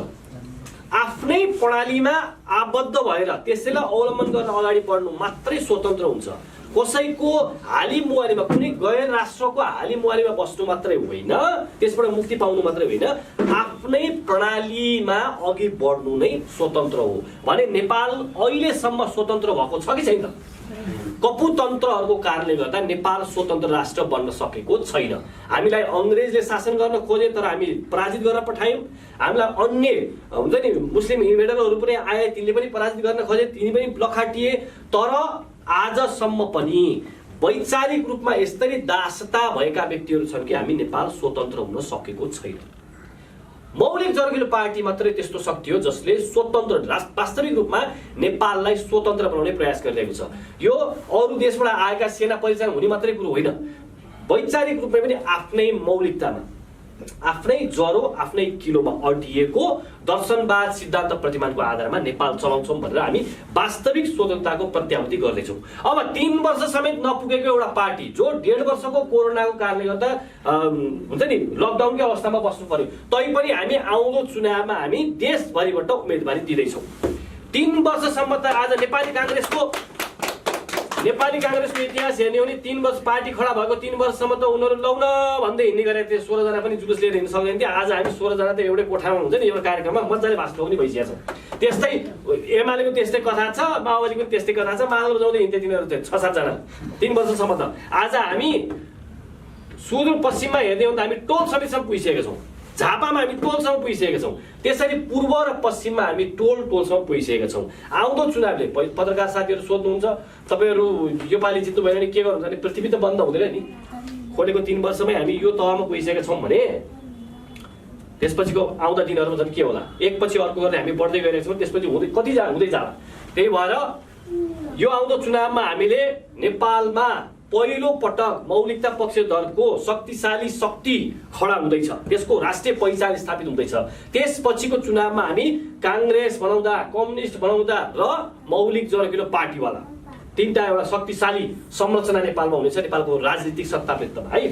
त्यसपछि भनेको हाम्रो शक्ति यसरी बढेर जानेछ कि हामीले यो संविधानको पुनर्लेखन गरेर त्यसपछि हामीले के लेख्नेवाला छौँ भन्ने कुरा हामीसँग अहिले नै तयार गरेर राखेका छौँ। अब अहिले विचारहरूलाई समस्या के छ भने संसारकै उत्कृष्ट संविधान ल्याएको, अब चुनाव गराउन पनि टेन्सन, नगराउनु पनि टेन्सन, गराउनु पनि टेन्सन। गराउँदा पनि संविधानसँग बाजिने, नगराउँदा पनि संविधानसँग बाजिने। कस्तो बनाइदिएछन् संविधान? संसारको उत्कृष्ट संविधान भने ल्याएको। त्यही भएर हामीसँग चाहिँ यस्ता कतै नबाजिने, कतै टाउको नदुख्ने खालको संविधानको खाका रेडी छ। हामी समय आएपछि पुनर्लेखन गर्ने बेलामा सबैलाई सार्वजनिक रूपमा गएर देखाउनेछौँ। त्यसपछि बल्ल नेपाल वास्तविक रूपमा स्वतन्त्र राष्ट्र हुनेछ। अन्तमा पुगे म, आज समय त्यति धेरै छैन। यो देशमा फुटफुट भइरहेको छ, पार्टी टुक्रिरहेको छ। हामीले युगद्रष्टा गुरु पाएका छौँ। कतिले भन्लान् यस्तो उस्तो भन्लान्, त्यसमा त कुनै डाउट भएछ छैन। त्यो भन्नु भनेको थियो नि आफू गर्न सक्दैन त, अनि कुरा तानेर बस्ने त हो नि। युगद्रष्टा गुरुको एउटा वचनको लागि मौलिक जरकिलो पार्टीको यत्रो ठुलो संरचना पुरै खडा हुन्छ। अरू पार्टीमा हेर्ने हो भनेदेखि पार्टीको अध्यक्षले भनेको उपाध्यक्षलाई टेन्सन हुन्छ, उपाध्यक्षले भन्यो भने अर्कोलाई टेन्सन हुन्छ, उसले लुट्ने हो कि उसले लुट्ने हो, त्यस्तो हुन्छ। तर हामी युगद्रष्टा गुरु कुनै पनि पद होइन, साधारण सदस्य पनि होइन, मौलिक जरकिलो पार्टीको साधारण सदस्य पनि हुन्न। उहाँले बनाउनु भएको दर्शनवाद सिद्धान्त प्रतिमान हामी बोकेर हिँडेको छौँ। उहाँको एक वचनको लागि पार्टीको अध्यक्ष, उपाध्यक्ष, सर्वोच्च परिषद, केन्द्रीय समिति, प्रश्न सभा अनि स्वराज्य सभा, सम्पूर्ण सभा हामी लामबद्ध भएर रहनेछौँ। त्यस्तो खालको शक्तिशाली संरचना बनाएको भएर अन्य पार्टीहरूलाई पनि म आज स्थापना दिवसबाट ललकार्न चाहन्छु। अस्ति वैकल्पिक शक्तिका केही साथीहरूसँग भेट गरेर तपाईँहरू पनि आफ्नो पार्टीमा सक्नुहुन्छ नि प्र्याक्टिस गर्नुहोस्, अभ्यास गर्नुहोस्। हो, हामी कम्युनिस्ट पार्टीलाई पनि भनिदिउँ, काङ्ग्रेसलाई पनि भनिदिउँ, प्रधानमन्त्री शेरबहादुर देवाललाई भनिदिउँ, तपाईँले पटक पटक प्रधानमन्त्री बनिसक्नु भएको छ, आज घोषणा गरिदिनु होला अब को प्रधानमन्त्री बन्छ। नेपाली काङ्ग्रेसले जित्यो भने अब तपाईँको नेपाली काङ्ग्रेसमा क्षमतावान व्यक्ति को उसलाई प्रधानमन्त्रीको रूपमा अगाडि सार्न सक्नुहुन्छ त?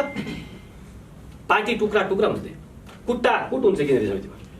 तर हामी मौलिक जरकिलो पार्टी यस्तो त्यो पार्टी हो जसले अध्यक्षले नै प्रस्ताव गरेर सर्वोच्च परिषदले पारित गरेर हामी अगाडि लिएर गइरहेका छौँ कि उपाध्यक्ष बलराम प्रजापतिज्यूलाई प्रधानमन्त्रीको रूपमा उम्मेदवार। यो अरू पार्टीहरूमा यो कल्पनाभन्दा बाहिरको कुरो। यस्तै समस्या अन्य दलहरूमा छैन। माओवादीमा त्यस्तै छ, एमालेमा त्यस्तै छ। आफै खाउँ, आफै लाउँ। यो पदमा बसेपछि नि अध्यक्ष पनि मलाई चाहियो, प्रधानमन्त्री पनि मैले चाहियो, राष्ट्रपति पनि मेरै मान्छे चाहियो, सबै त्यस्तो खालको प्रवृत्ति भएको हुँदा हामीले कसैले भन्छ सुशासनको राजनीति गर्छ भने वास्तविक रूपमा सुशासनको राजनीति हामी गरिरहेका छौँ। कसैले भन्छ सदाचारको राजनीति गर्नुपर्छ भने वास्तविक सदाचारको राजनीति हामीले गरिरहेका छौँ।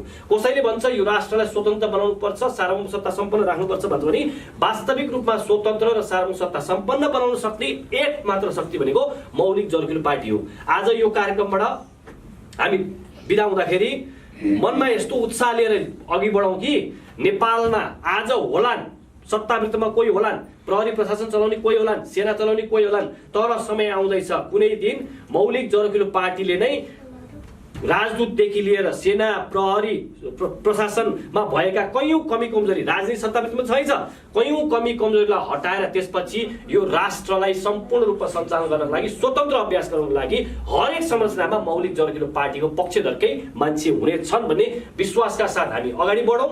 आज स्थापना दिवसको सम्पूर्णमा शुभकामना छ। 6औं स्थापना दिवसमा आइपुग्दाखेरि मौलिक जरकिलो पार्टी यो शक्तिशाली छ भने त्यसपछि अब बढ्दै जाने समयले झन् कति सङ्ख्यामा भित्राउनेछ र कस्ता व्यक्ति भित्राउनेछन् हेर्दै जाउँ, बुझ्दै जाउँ र एकपछि अर्को गर्दै व्यक्ति सत्सङ्ग गर्न अविच्छिन्न रूपमा कायम राखौँ है त। नमस्कार।